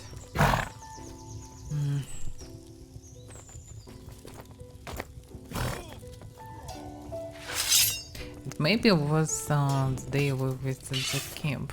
So, hello everyone. Yeah, most like it was. Not. Let's see. Yes. I found it from first attempt, that's good. It's like this video is monetized. What? I didn't know my videos are monetized. Why? I don't know about this. Oh, because I reached 500 subscribers. That's why, I guess. So I was with Kuma, Lego. Yeah, so it was Kuma? I guess, yeah. There was Kuma, Lego, Hayaba. Yeah. Okay.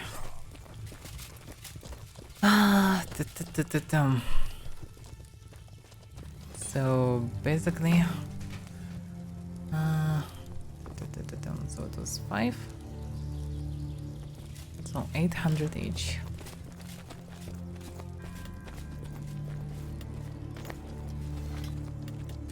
Yeah, of course I wasted some goat and sin, but it's my bad anyway.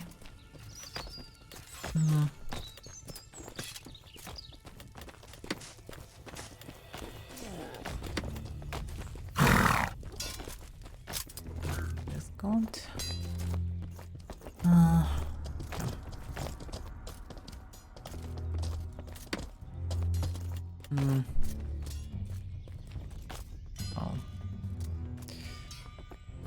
How's the exact names are? That's the question. With there are nuances and I don't write in them. Oh, rivers. Okay.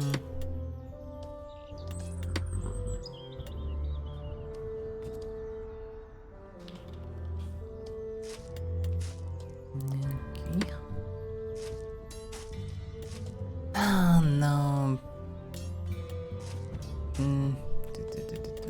Friends. Well, probably not on my list. I'm not sure. Not sure that she added me, Anna. Yeah, she didn't. Well, anyway. 100 should be illegal. Hayaba. Hayaba almost afraid to fail. It's not my friend is. It's probably hard to fail it.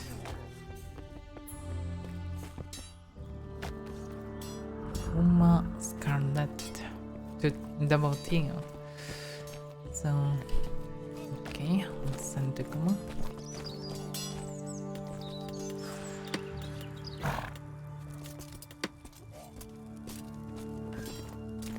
This looks small actually.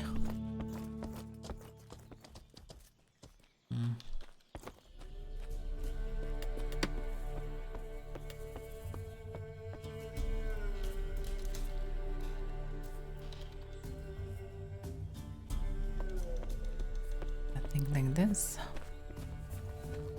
Yep.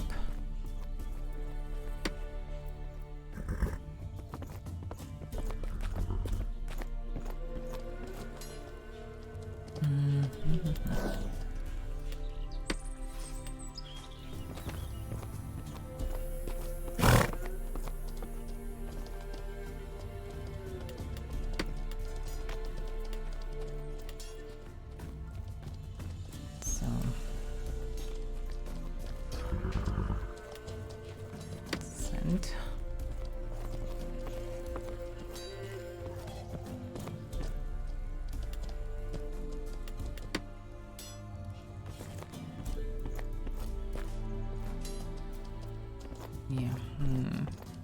Only Hayaba left. Let's see how exactly it is.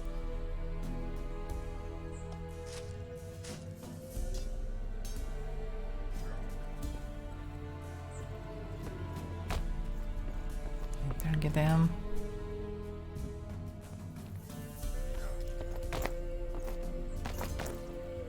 They all look the same.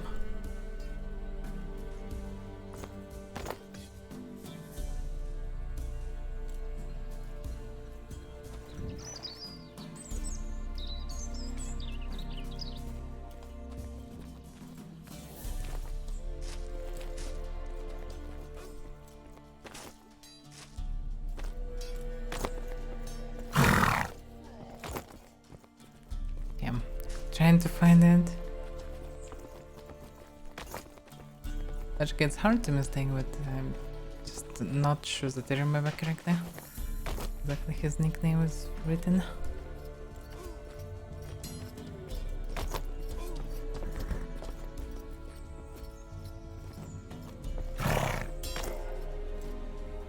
Well, that gets the end of this thing.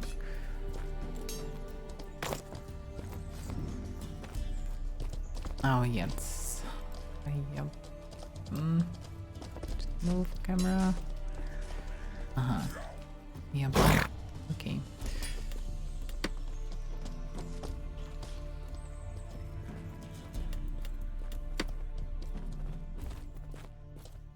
Okay.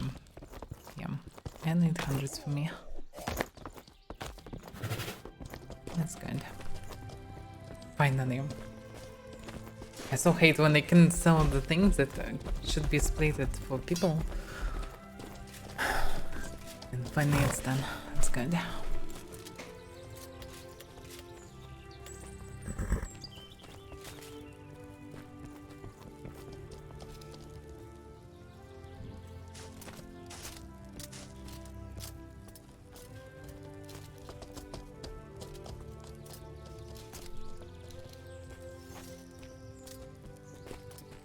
Anyway. Good one.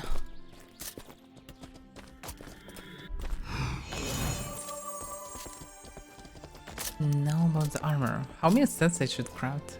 Okay, I have no idea. Didn't tell me anything. Just craft Ranger armor. How many sets? I don't know what it is. Yes. 9.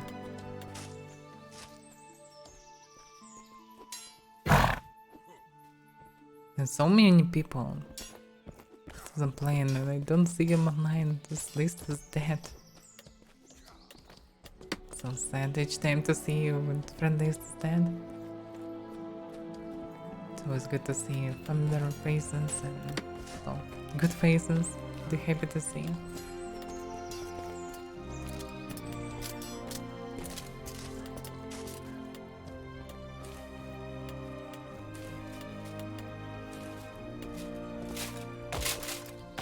Not really fun of fighting swords. It's too dark. But yeah, they are more effective by few points of damage. Not drastically. Yeah, I don't know.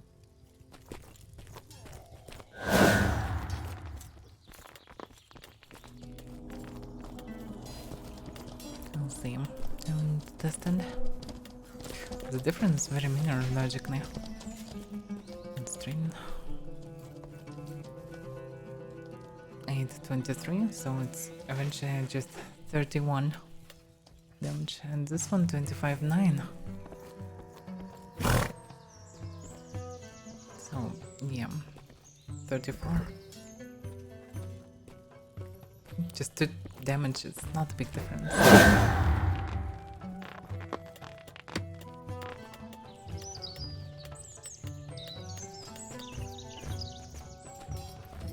Okay, 3 damage. Well, anyway.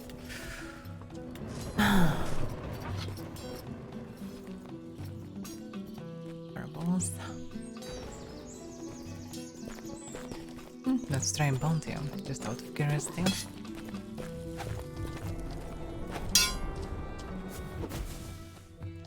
Suspicious.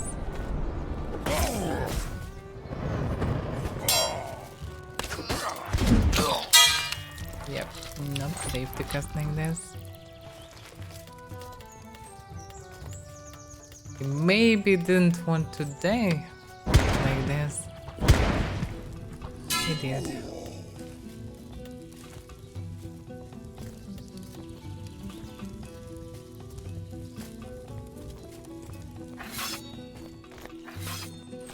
Can he be that dumb to cast it like this? Just by a mistake? Hard to say.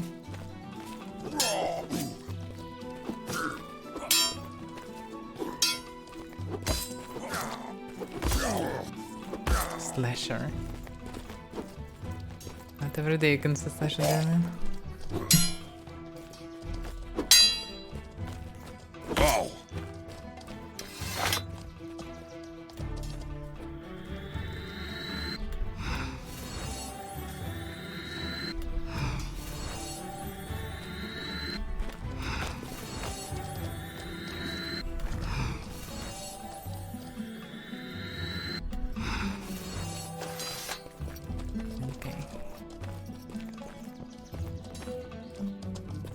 Funny how many spirits I can see everywhere.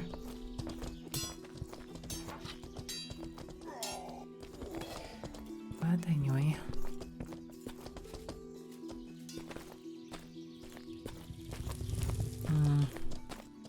Well, give me one go to check the thing, so it's fine. Check the bounty.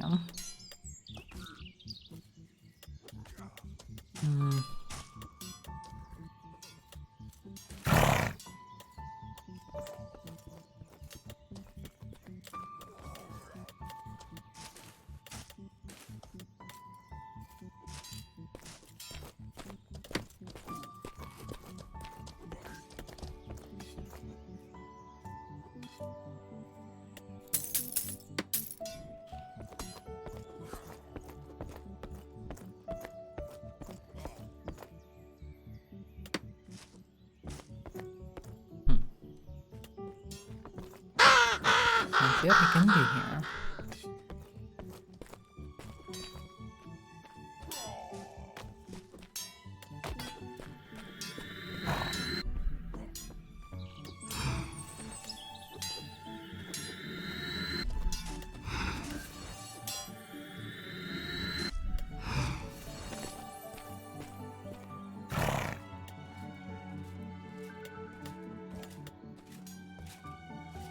Oh, 10 kilometers. No thanks.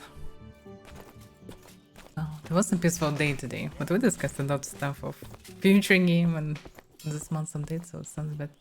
It's against Avaira. Are you hit? Are you fine? Are you good there? You can hear me, yeah? Damn, that's weird.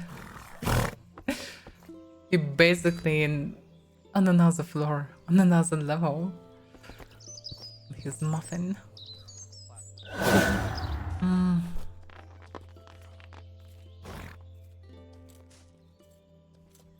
Oh, okay, I finally finished with the black cape and send the count. Greetings, Satan. I'm gonna go grab it. Brea. Money real quick. Hey, Oh, Butter. hi. Hello, no. How are you, my lady? Still naive. Kinda. Oh no. How are you? Without the chest Still piece for some alive? reason. For some reason, I mean, about Is this reason related I'm a to bard. Magneto? I live to please. Oh, you should be careful with Magneto then. Like, he sniffing every single chest he can see. Especially without the Magneto, you chest say? piece. Interesting. Yeah, he is I'm fun with that enticed. stuff. By the way, Tom Brea, would you come tomorrow on public training? With different No, I'm all modes set, and thank you. everything? I probably can't because I have to go work. No. I'm usually Makes during sense. the time they're doing that stuff. Yeah. Unfortunately, I mean, if I'm off work and it's going on, I'd be happy to. Yeah. Okay, That's well, not I even can the voice. understand, yeah. But well, maybe next Thursday, or one of the Thursdays anyway. We didn't each What's going? Thursday. So it's just the testing service stuff. No.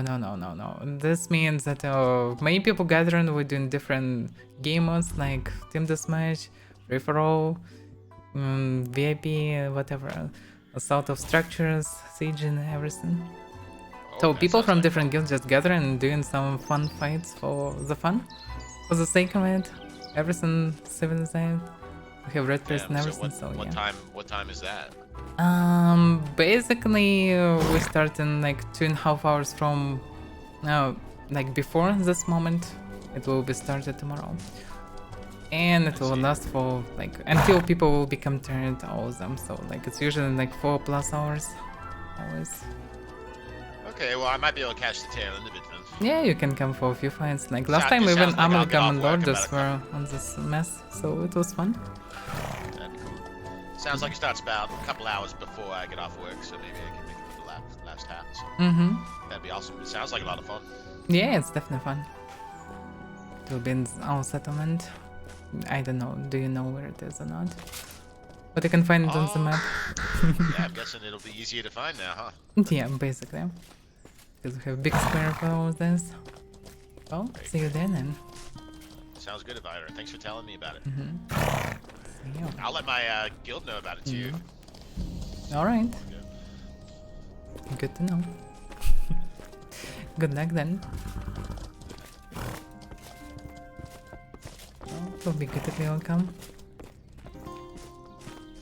Overall, the more people will be, the better. We probably can find game modes for any amount of people eventually. It's hard to organize when there are many people, but well, the only way to learn how to do it is actually, well, doing that. Yeah, definitely should check bags more often. Multiple raids can destroy bags. Did not do the same mistake as today. I should be careful.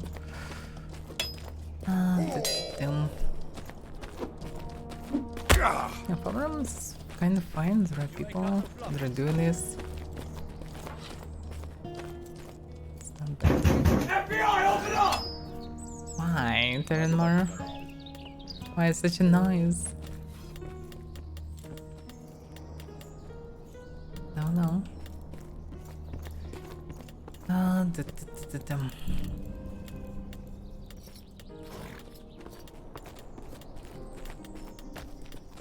Stuff can be dropped. Okay, so I think I'm done for today with Mortal. We can switch for Baldur's Gate. We can do Mortal tomorrow, and tomorrow will be public training, public fun fights. So if you want some PvP, if you want some fun, those, That's the moment when you should come. Everyone is welcome.